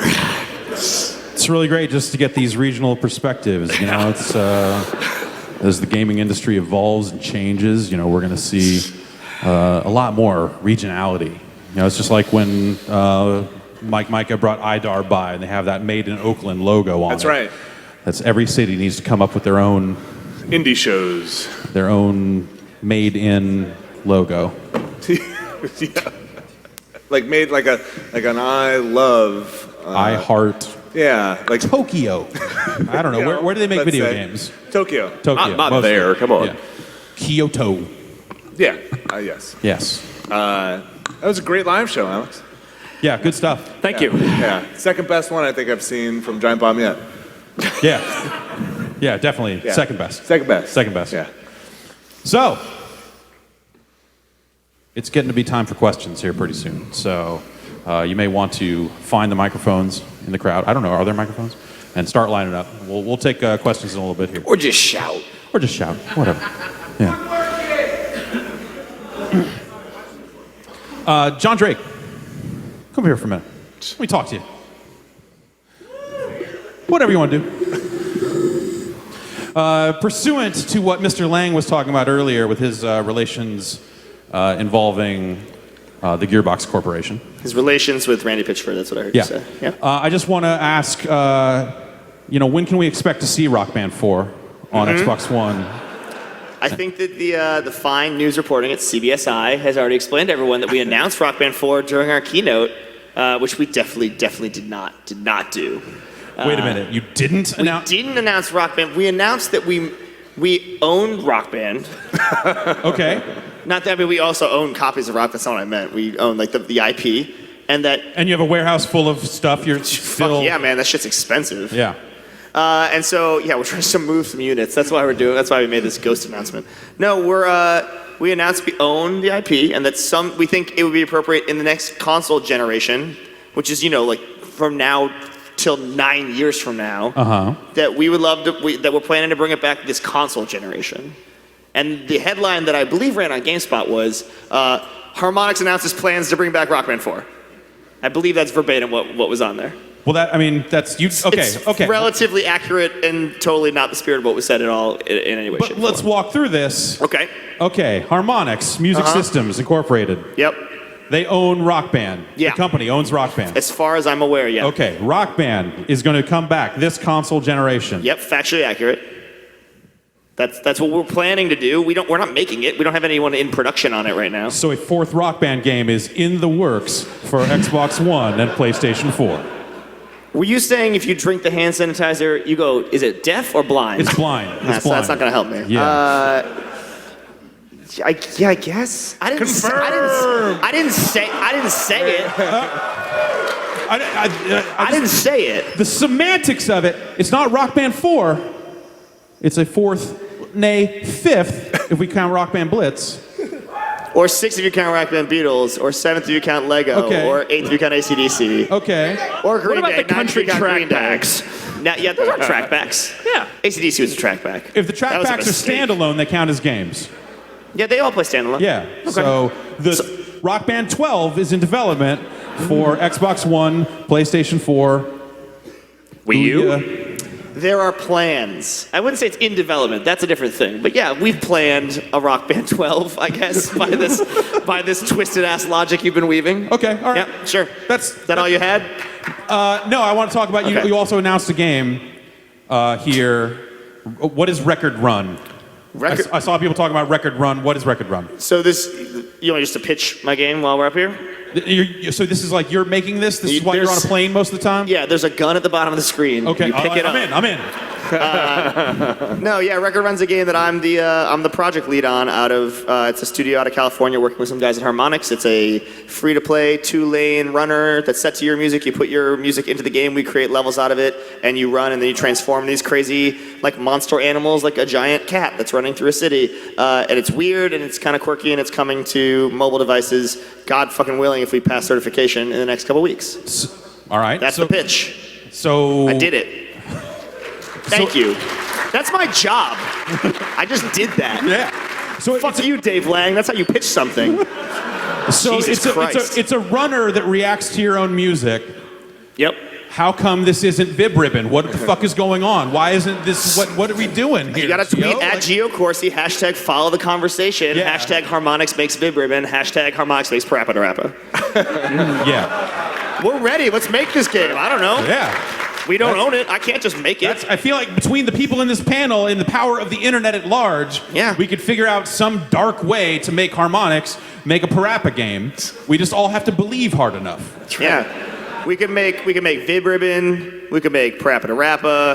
If Gio wants, we could make Amplitude. We could do a lot of things if people want these games. You saying we gotta believe? You just gotta believe. Yeah, you gotta believe. And tweet at Gio Corsy, GIOCORSI on the Twitters. Tell him. But let's. I mean, if you were to make a new Amplitude, would it have that No Doubt girlfriend remix in it? Because if that's not there, then you're not in. Then I'm going for Vib Ribbon that's or the what it first is. day. That's the first. That's. What about Kwarashi? Can you get that? Ooh, yeah, guys. Kwarashi. Yo, guys, I think you're leaving POD out of this mix in a way that's unfair to POD, who had key placement paid on delivery on the front of the box. POD. Boom. Here comes da boom. All right. Ready or not, how you like me now? Now you have to get off. Not so much. Now you have to get off this stage. Okay. John Drake, ladies and gentlemen. John Drake, ladies and gentlemen. Thank you. Okay, that's not yours. It is now. I mean, I think now it's. Yeah. All right. We need to get the smell on it. That is the one missing part. All right. That's too close. That's great. Oh Jesus. I don't know. Finally, John Drake has found a relationship that will work for him. No, he's right. He's right. All right. So let's get some questions going for a little bit here. And it seems like we've got a lineup here. We have one microphone, two microphones. What do we got hot here? Just the one? Okay. Fantastic. Hello? Hello. What's up? Hi. Hey, so this first question. It's funny because all these people leaving are going to miss the thing. Yeah, they're going to miss the best part. You guys, you don't know what you're going to miss. This one's a doozy, trust me.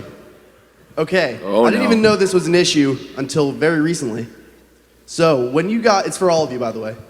When you guys are in the bathroom, taking care of your business, and you got to go wipe, do you fold or do you scrunch?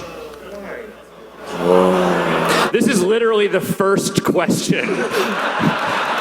All right, hang on. Wait a minute. I think that's why these people left. Wait a minute. I think I'm going to see if I can catch up with the people that took off. Wait, is the best part outside? Yeah. I mean, it depends on if I'm in a hurry or not. Hang on. Did I say emails? Yeah. No, Now you did. Emails. Okay, all right. I still have not got any answers. It's if I'm in a hurry The or three not. seashells? I don't fucking know, man. Yeah. Come on. I want to get a bidet installed because I'm a classy guy.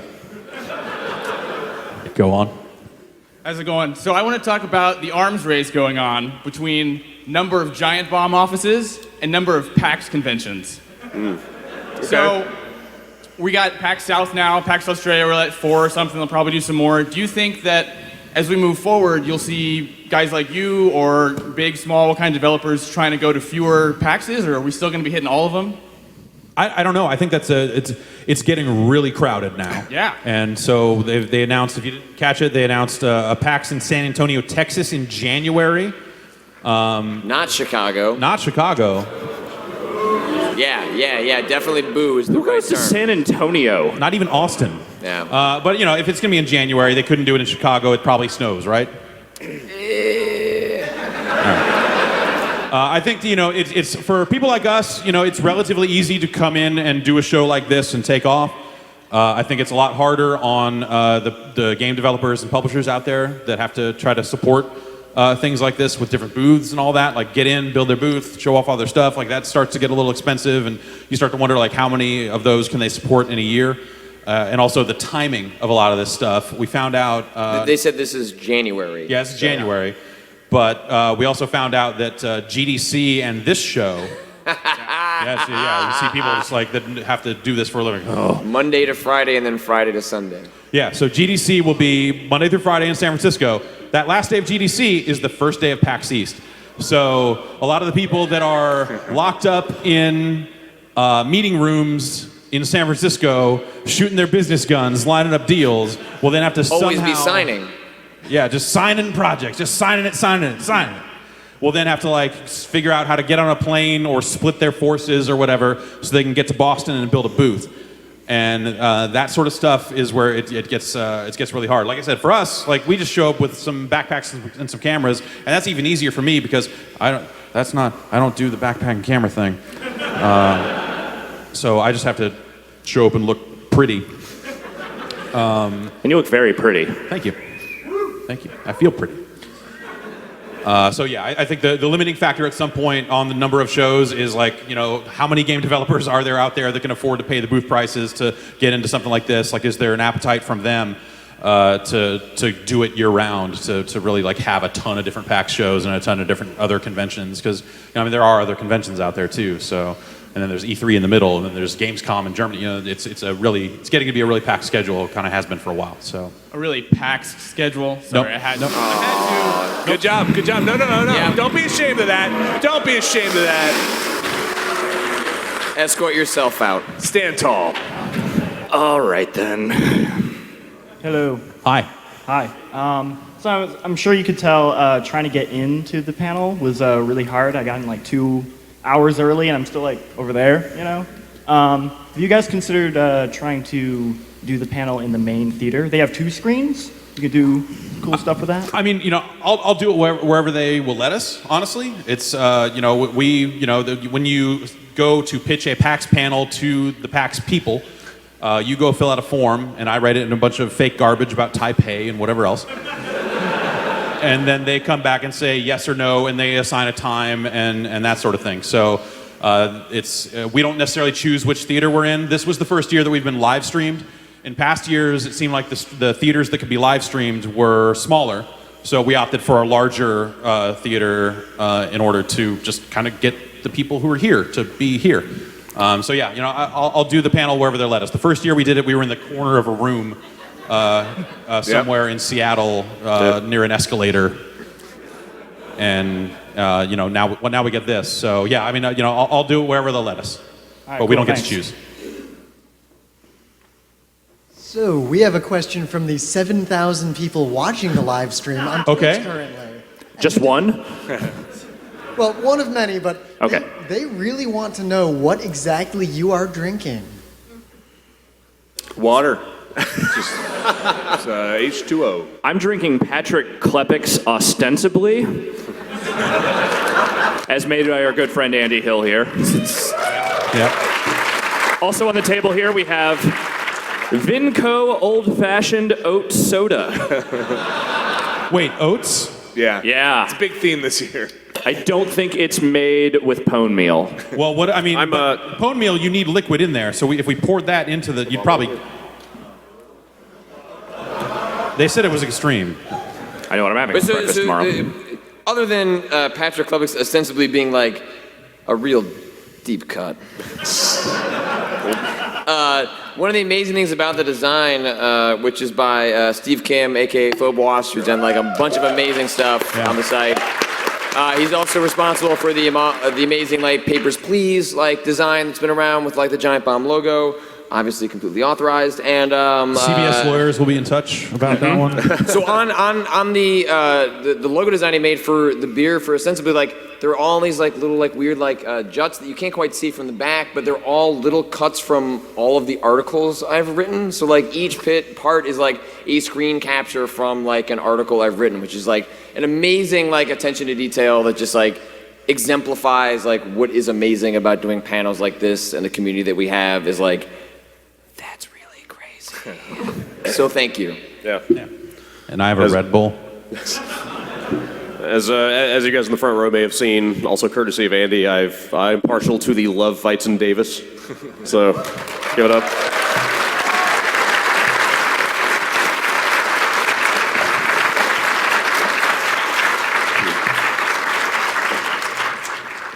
Hello. Hi. First, Old F1 is awesome. Drew, Danny, it's really great. You guys should be turning subscribers if you aren't. It's great. Second, any updates on the raid, when that's happening, time frame, when we can expect it? So, I mean, that's, there's a lot of stuff that we're wrapped up in right now to expand Giant Bomb. It's one of those things that, this is the staff of Giant Bomb, and Drew and Matt Rory, and, we're backed up by some of the kind folks and engineering and other parts of CBS Interactive. But we're a real small crew. So right now we're trying to figure out what's going to be the way to balance putting things up on the site on a regular basis with getting out there and doing things like that. That's the sort of stuff that when I think about the future of subscription content on the site, it's things of that nature. Not necessarily that, but things that we are getting out there and producing a mini series about a specific topic. Something that like the Iceland travel log, or me going to Japan, or getting out there and doing an interview series and stuff like that. So all that stuff is technically still on the table, but there's nothing actively in the works. It is a lot like Rock Band 4. We have the rights to make it happen. We just have to get everything to line up in order to make it happen. Thanks. Oh, and Australia is full of criminals, and they should see. Yeah. No. I read that somewhere. Yeah. So when are you guys going to expand to Giant Bomb Australia so we can get on the field reporting about thongs versus flip-flops? Yeah, I don't know. That's I think it'll depend on how Roundabout does, and then Dan Teasdale, we can send you back to the homeland. Can we weigh in on this? Like you have, how long have you lived outside of Australia, Dan Teasdale? Here, Dan, come up here. Yeah. So it's been about 9 years now. Okay, so almost rehabilitated. All right, so you've been out of the prison colony for close to a decade. Yeah. When you were there last, I mean, I understand, it's a lot of criminals. They probably don't want to let people have laces in their shoes. But what is your experience? Yeah. What is your experience with the footwear in Australia, and what parts of Australia are we talking about? So I'm talking about the thong situation. Yeah. So I spent a lot of time in Brisbane, just spent a bit of time in Sydney. Thong situation in Brisbane and the Gold Coast, Sunshine Coast is terrible. It's an epidemic. Bigger concern is the barefoot situation, especially along beachfront. People just don't care. It's horrendous. Don't they have broken glass on their beaches, or like? Well, you develop very hard soles on the bottom of your feet, so you can just. It's a way you kill dangerous creatures. It's how Australians survive. All right. Thank you for the update. That's terrifying. Dan Teasdale, ladies and gentlemen. Yeah, Dan Teasdale. Thank you. That makes me way more frightened of an eventual trip to Australia. Thanks. Yeah. Hello. Hi. Sorry to be the combo breaker on this, but I just wanted to get the panel's thoughts on the growing divide between gamers on the coast and gamers in the Midwest, Chicago being the exception. Because everything you've talked about tonight, name an indie game of the last 3 years that you've talked about on the show. Sadly, for the vast majority of people in the Midwest, if it's not on a disc, it doesn't exist. Do you not have internet there? Okay, background. I work at the second highest sales volume GameStop in St. Louis. I know, yeah. Hey, 15% discount, okay? We had 40 pre-orders for Minecraft on disc on 360. It sold 12 million copies. Like, that's not, I mean, that's Well, everywhere. I mean, okay. To be fair, there's like 50 people in St. Louis, I think. Okay, all right, so that's a high percentage. Actively, I mean, it's funny, but I mean, we literally, okay, somebody comes up in the last week for Titanfall on 360. Okay, do you have broadband internet in your home? Yes, no. If answer is yes, do you have Xbox Live Gold? Yes, no. If answer is yes, do you have a hard drive? I mean, literally the last shift I worked right before, which was Tuesday, somebody came in, bought Titanfall, brought it back. Well, I don't have a hard drive. So, we had to take it as a defective return and sell them used GTA 5. And it's been 4 years since I've been to somewhere like this to recharge. And I just get sick and tired of Battlefield, Grand Theft Auto, Call of Duty.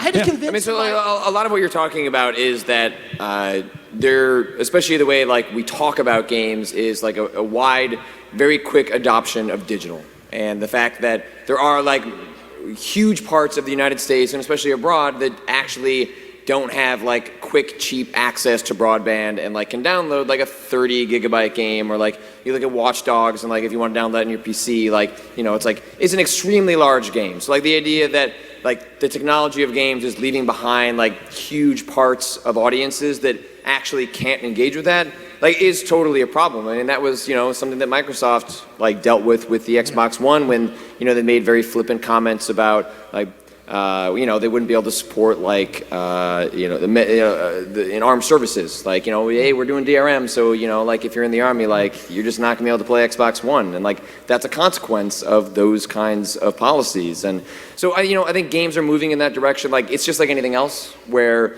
everything's going really digital really fast, because for a lot of developers, like small developers that are small teams in places like the Midwest that aren't like the historic places where you publish games or like get games funded, distribution methods like Steam that are digital cut out a lot of the problems for them. So it sucks. Like this is also part of another like a current like local multiplayer where people get really upset because Samurai Gun, Sports Friends don't have online multiplayer, and like it's a legitimate concern, but those developers unfortunately can't make games for everyone. And so it's certainly a right to be upset that you can't play those games, or you maybe come to PAX because that's your only place to play those games. Like you just maybe don't have a lot of friends that play games or things of that nature. And unfortunately, like you kind of just need to come to understand that for a lot of developers, a lot of players, that's the only way they can access those things. It's the only way they can distribute those things. And so I completely sympathize with the idea that that kind of dominates the conversation and doesn't really include folks that aren't in those situations. But I think you also have to remember that that's also maybe the only way that some of those games can get released, or it makes the most sense for those games to get released. And I might also say that, in a lot of ways, you are at the heart of the storm for big games and disc-based games kind of working at a high-volume retail shop.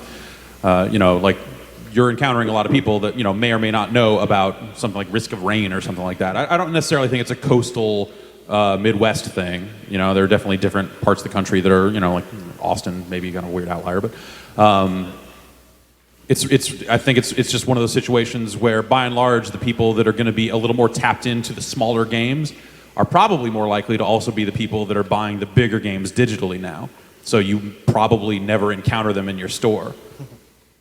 I hope. I mean, it's not an issue for me, but it's just butting your head. Mm-hmm. So sorry for being the combo breaker. Thanks for being so awesome. Thank you, Patrick, for letting me discover Giant Bomb. Thank you.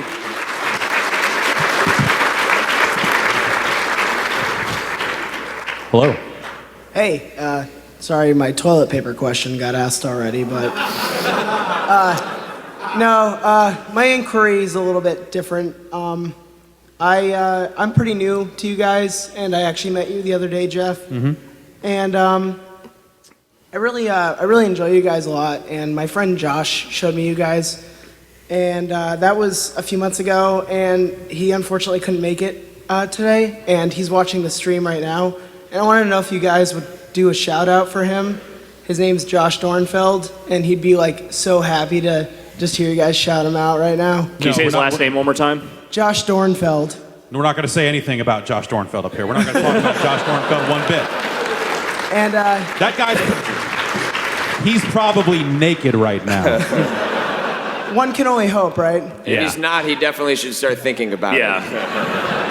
my other half of that was, do you guys mind if I come up and get my PAX pass signed by all of you? We'll be hanging out around Okay. after the fact. Yeah. So yeah. Thank you. Thanks. Thank you. Hello. Good evening, gentlemen. Hello. Hey. And Alex. No, hey, that's fair. That's totally fair. He's a beautiful lady. He is a wolf, so. I was mostly being facetious.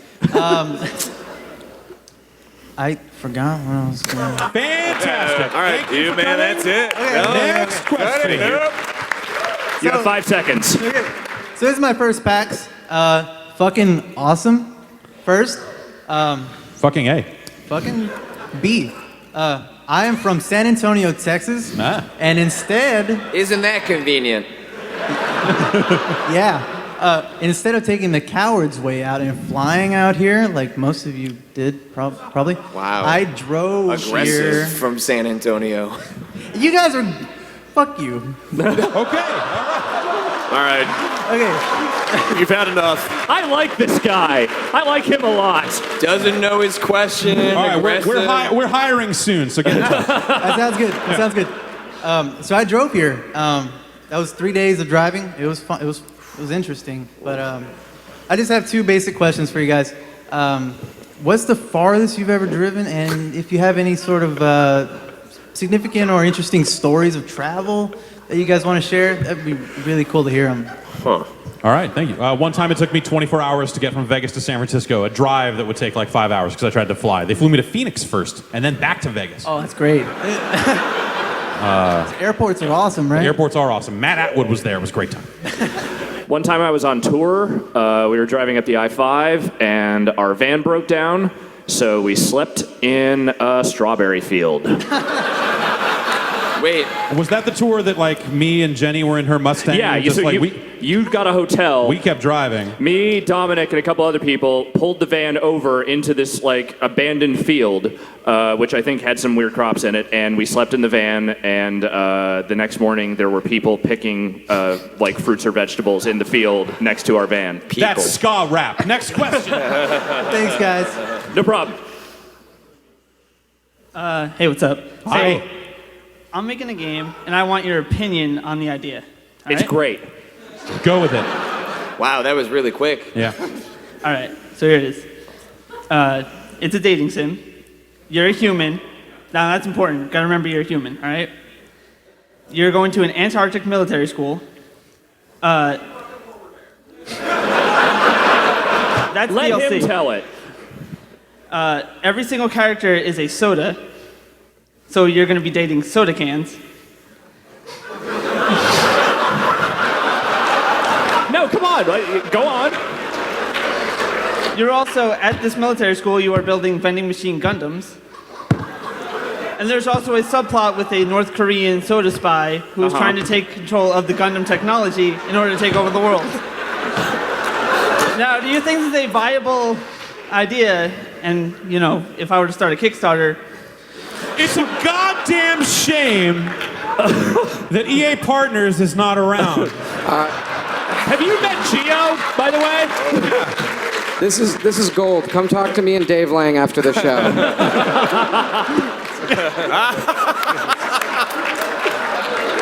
There's my card. Giant bomb making dreams happen. That's right. It's now a Young Horses production.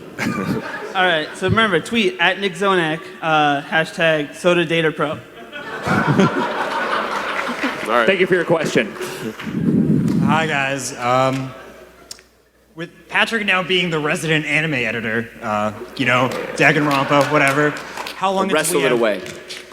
How long until Giant Bomb Japan? Do we even know anyone in Japan anymore? Isn't that 8-4? I don't know. Yeah, we do run the 8-4 podcast this vibe, seriously. Yeah, I mean, it's no. There was a wonderful long period of time where it was a great idea to have a Japanese correspondent, and you got Scans of Famitsu. Yeah, exactly. You got all the greatest Famitsu scans. Gotta get those Pokemon, man. Yeah, translated all those articles for you and turned them into news stories. There was the one guy like at GameSpot that did that for a long, long time. We had Ike who was with us in the U.S. yeah. for a long time. Then he moved back, and Ike's fantastic. I remember. It was like secretly one of the ways that you like got a lot of page views, like in like the early 2000s, was literally someone would go to a place in Japan that got issues of Famitsu early, translated those / like scanned the screenshots because we didn't run scans. Lots of people did. Yeah. But either way, like it was basically like getting issues of Famitsu early, running that information, and be like, well, it was in Famitsu, and like they didn't really have a web presence, and that was actually like a really easy way to get cheap web traffic in like the early 2000s. There was a while there that I think like the official Famitsu site was so bad that like we were actually trying to do a deal with them, and it was one of those things where like just doing business with Japan and video games at some point is a fucking nightmare. So I don't think that ever happened, but I don't know. Like this all, when I think about like Japan and working in the Japanese market, I think back to the early days of GameSpot when Square wouldn't send us games because we were on the internet, and they thought that meant we were going to pirate them. It was like Metallica. Yeah. Yes. Basically. So It's like a 90s NSA. Yeah, if you clicked on the 5th screenshot, it just downloaded the ISO. It was pretty sweet. I think some of those still work, so give that a shot. They came with patches or English / patches? Tracker. Yeah. That said, I'm happy to announce that Rock Band Japan will be coming to Xbox One and PS4 this year, 2014. Oh, we finally connected the dots. Rock Band Japan. Speaking of deep cuts. Yeah. All right, thank you. All right, thanks, guys. Keep up the good work. Thank This you. next man is blinking. What's up? So, I don't know if you guys have noticed this, but the anticipation and the hype for this panel gets bigger and bigger and bigger every year. Have you noticed this? Not really, no. I mean, have you? No. Okay. I don't know. We just show up. So, what I'm wondering is, how long will it take before the Giant Bomb panel becomes self-aware and outgrows PAX? We have had multiple conversations about a college tour. None of which have gone anywhere yet, but we are continuing to have them. And it probably won't happen anytime soon. But, I would like to get out on the road. And, the guy wanted to have travel stories. Like, I want to have some travel stories on the internet live. And then show up at colleges. Hey. I mean, what about Giant Con? What? Our own conference, like somewhere where like games and music could get together and be an experience. We should go to Austin. Yeah, we'll start an Austin convention. Nothing is out of the question, but GameSpot did a couple of conventions back in the day that scarred me for fucking life. Rich Gallup is there. He is like falling. Check out Game. I swear to God, everyone who works in video, like not everyone, but like a lot of people who work in video games, are like, oh, Grandma's Boy is so good. Haven't seen it, never fucking will, because those guys were there at one of those fucking things, and fuck those guys. Yep. Fuck those guys.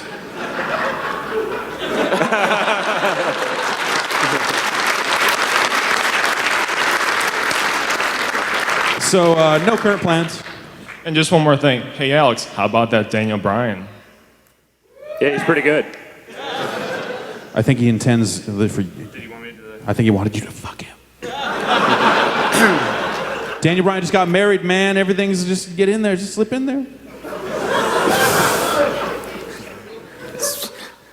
You don't like the beardy type? All right, next question. Now that Soda Data Pro has been officially announced, how long do you think it's going to be until Dave Lang completely ruins the concept? Oof. Dave, you want to answer this? I mean, my guess is about 5 minutes after this. Hold on. You've awoken the a beast mountain is of a up. man. All right, so I'm not going to do that because I'm going to ruin another game first. Here's the game we're working on next. Hot Joint. Any of you steal this beef. It's called Firefighter Fighters. You go into a building, you light it on fire, firemen come to put the fires out, They put fires out faster than you can make them. So you have to fight the firefighters to keep the fires going. And the push-pull is, do I light more fires or kick the firefighters' asses? That's it. I think that game's going to go over very well. All right. Thank you. After the lawsuits. Yeah. Hello, sir. Hi.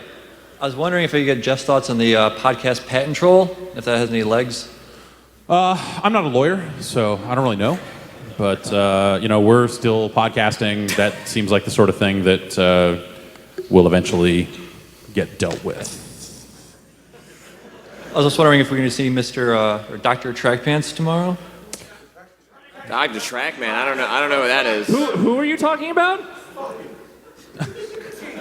As Dr. Tracksuits, I'm sorry. representative and manager, I'm proud to say that Dr. Tracksuit will be ready for the Royal Rumble tomorrow.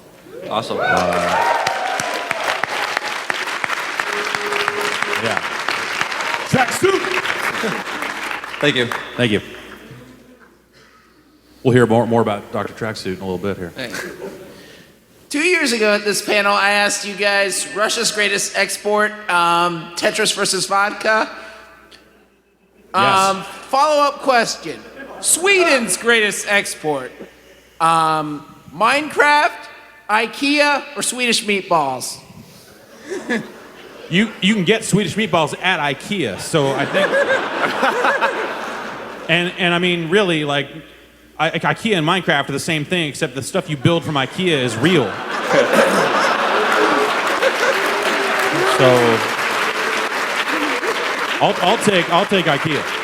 Also, how do you leave out surstrumming in that? I don't know. That doesn't count. That's not a thing. And I don't know that that's from Sweden. Or is it Finland? Hi. I don't think it's Sweden. Hi. Two super quick things. One, where the fuck did my favorite woodworking podcast, the Giant Bombcast, go?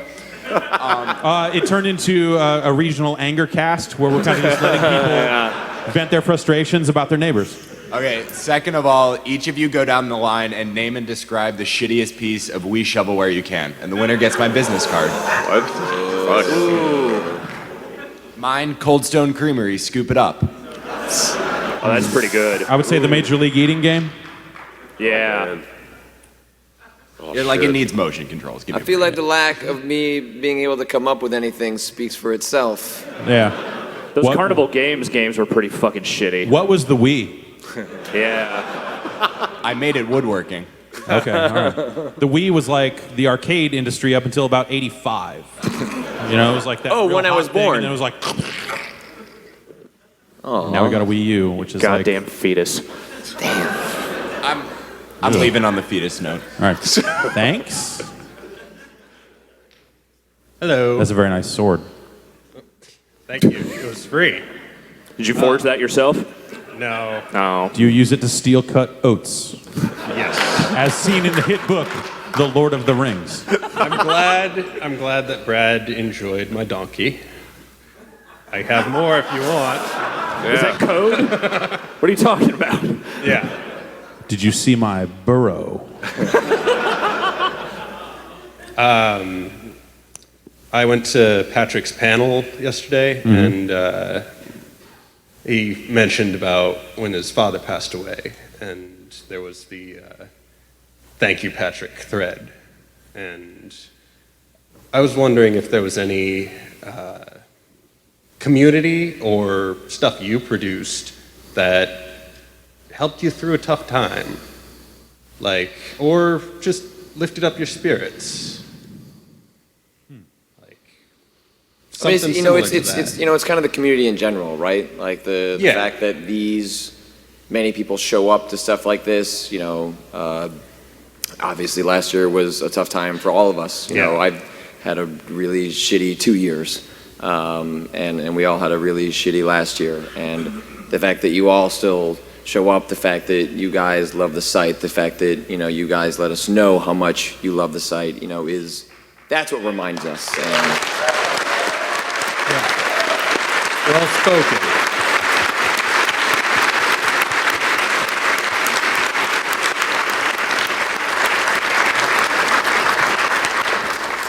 Yeah, you guys, right before Giant Bomb formed, you guys, or I went through the worst part of my life, and Giant Bomb really helped me out. As silly as it might sound, just the humor, the entertainment, just allowed me to think about something else, and I've stuck with Giant Bomb ever since. So thank you very much, you guys. Don't feel like it's silly. Thanks a lot for telling us that. Appreciate it. Thank you.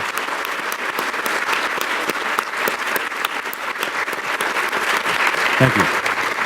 Hello. Hi. So I don't know if any of you have heard of this thing. It's called a Sega Saturn. It's a new console or something. I don't know. I was just wondering if you were going to cover more of it.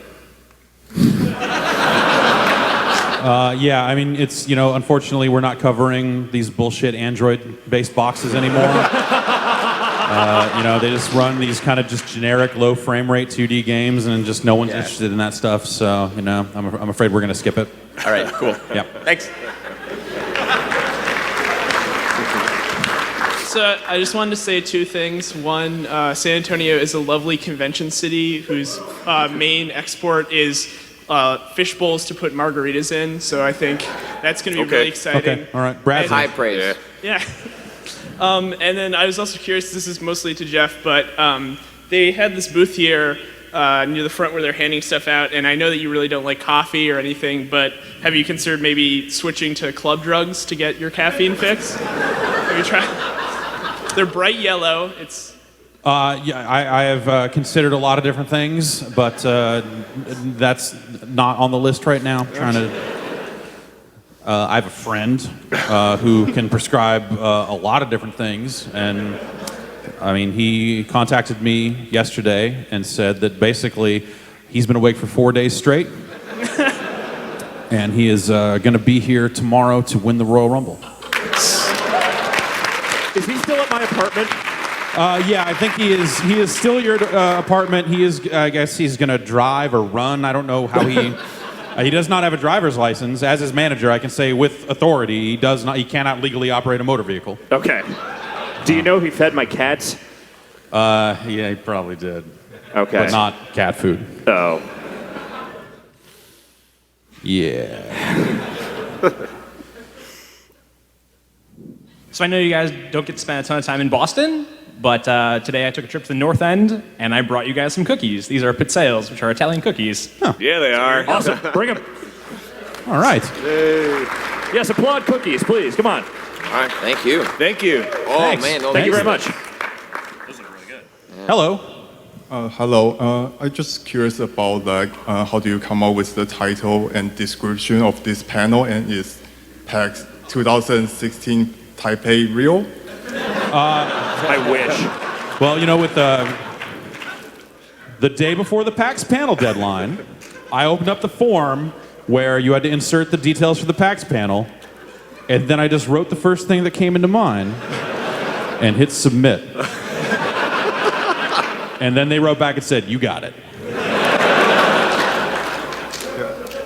So in other words, yes. Just curious why you picked Taiwan. Are you from Taiwan? Yes. I just flew 20 hours straight to here. Well, I think it goes back to the World Baseball Classic where Chinese Taipei was one of the teams. And my mind is a dark and weird place. Thank you. Thank you.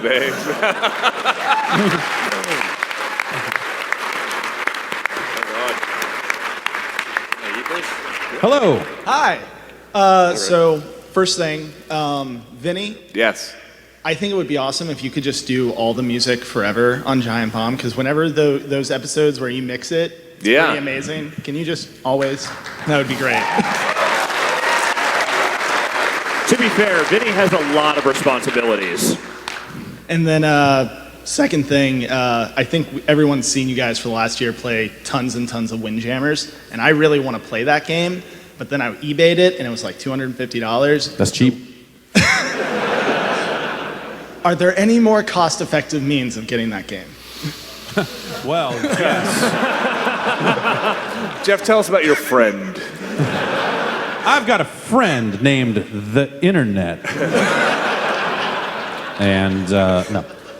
Yeah, I mean that's that's the unfortunate situation is that it is kind of hard to get Windjammers. It's not even it doesn't make its way into a lot of the compilations of the greatest Neo Geo games and all that sort of stuff. So it was on the Japanese Wii shop for a time and then was removed because the Wii.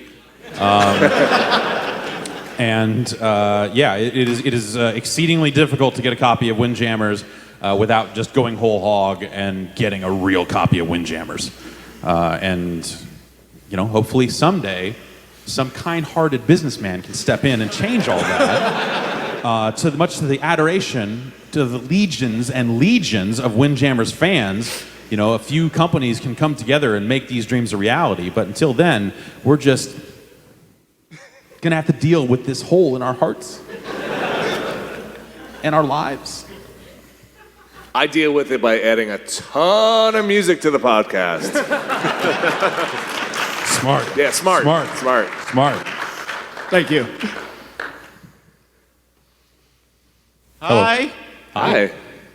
What the hell is this jacket I'm wearing? It's got Crash Bandicoot on the arm, and there's a PlayStation logo on the back. A friend of mine gave it to me. He said he knew a guy that worked at Sony. I thought he was a liar. Is there a doctor here? This man needs help. Is there a medical professional? I have a couple of really sweet denim jackets that I got from game publishers back in the Crash Bandicoot era, but I don't think I have one of those. So, to be fair, it's a pretty sweet jacket. Consider yourself very lucky. Are you upset about the jacket? I mean, it's like it won't come off. Like it just. It's a cursed item. You have to get to the shrine to get the curse removed before you can take it off. Thank you. Thank you. Oh my God. I might have one of those. I might actually.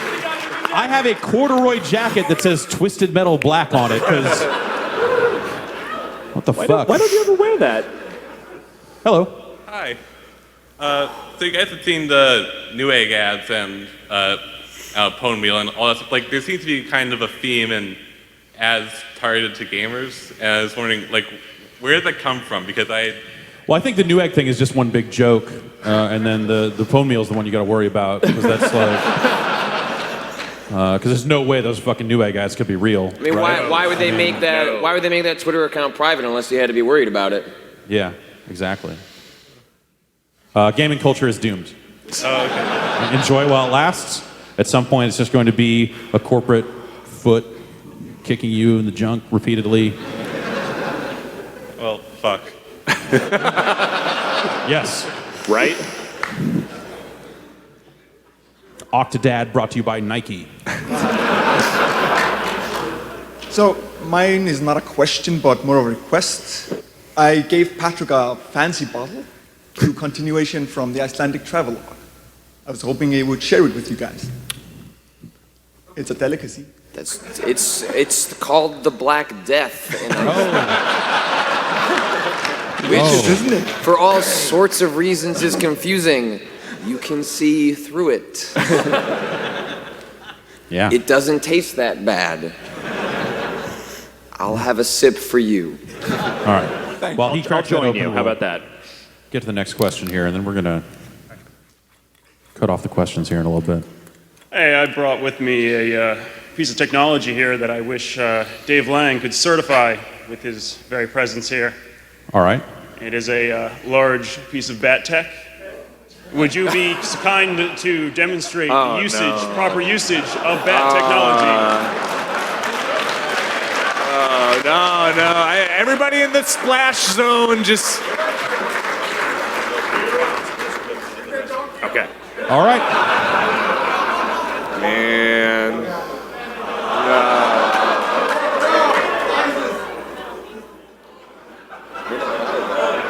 Okay. Oh, jeez. 3, 2, 1, shoot.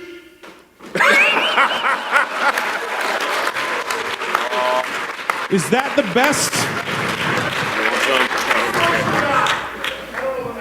Is that the best you can do? Wait, don't give the man his whip back. Do you honestly think you can come back into this theater tomorrow morning and win the Royal Rumble with a pathetic display like that? Is that really how you think this is going to go? I speak for my client, Dr. Tracksuit, and I can guarantee you that Dr. Tracksuit will feel no pain. And the only thing he is dishing out is hardcore violence. This isn't OTC violence. This isn't, oh, I'm gonna go down to the CVS, I'm gonna go to Dwayne Reed and get some violence. This is like Schedule 3 violence. You can't get this in Canada. This isn't Tylenol 3 grade violence. This is violence-ass violence. Dr. Tracksuit's gonna come in here and end you, son. He's gonna throw you over the top rope, son. He's gonna end your life, son. He's gonna bury you in the ground, son. What do you gotta say to that, son? Pete Leasy only knows one way to wrestle. Where are you going, bitch?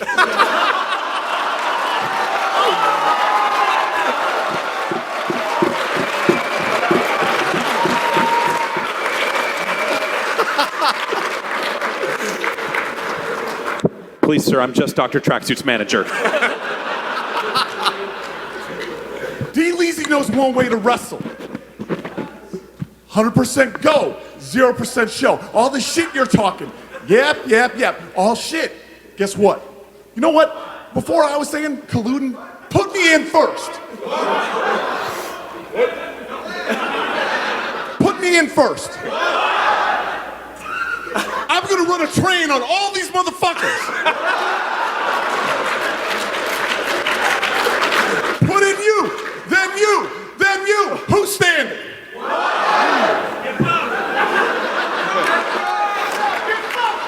And I want you to save the harmonics scrubs for last.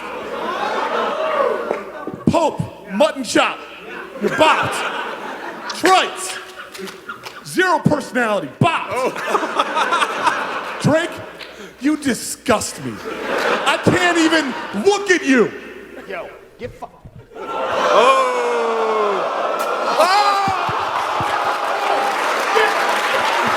Get fucked, boy!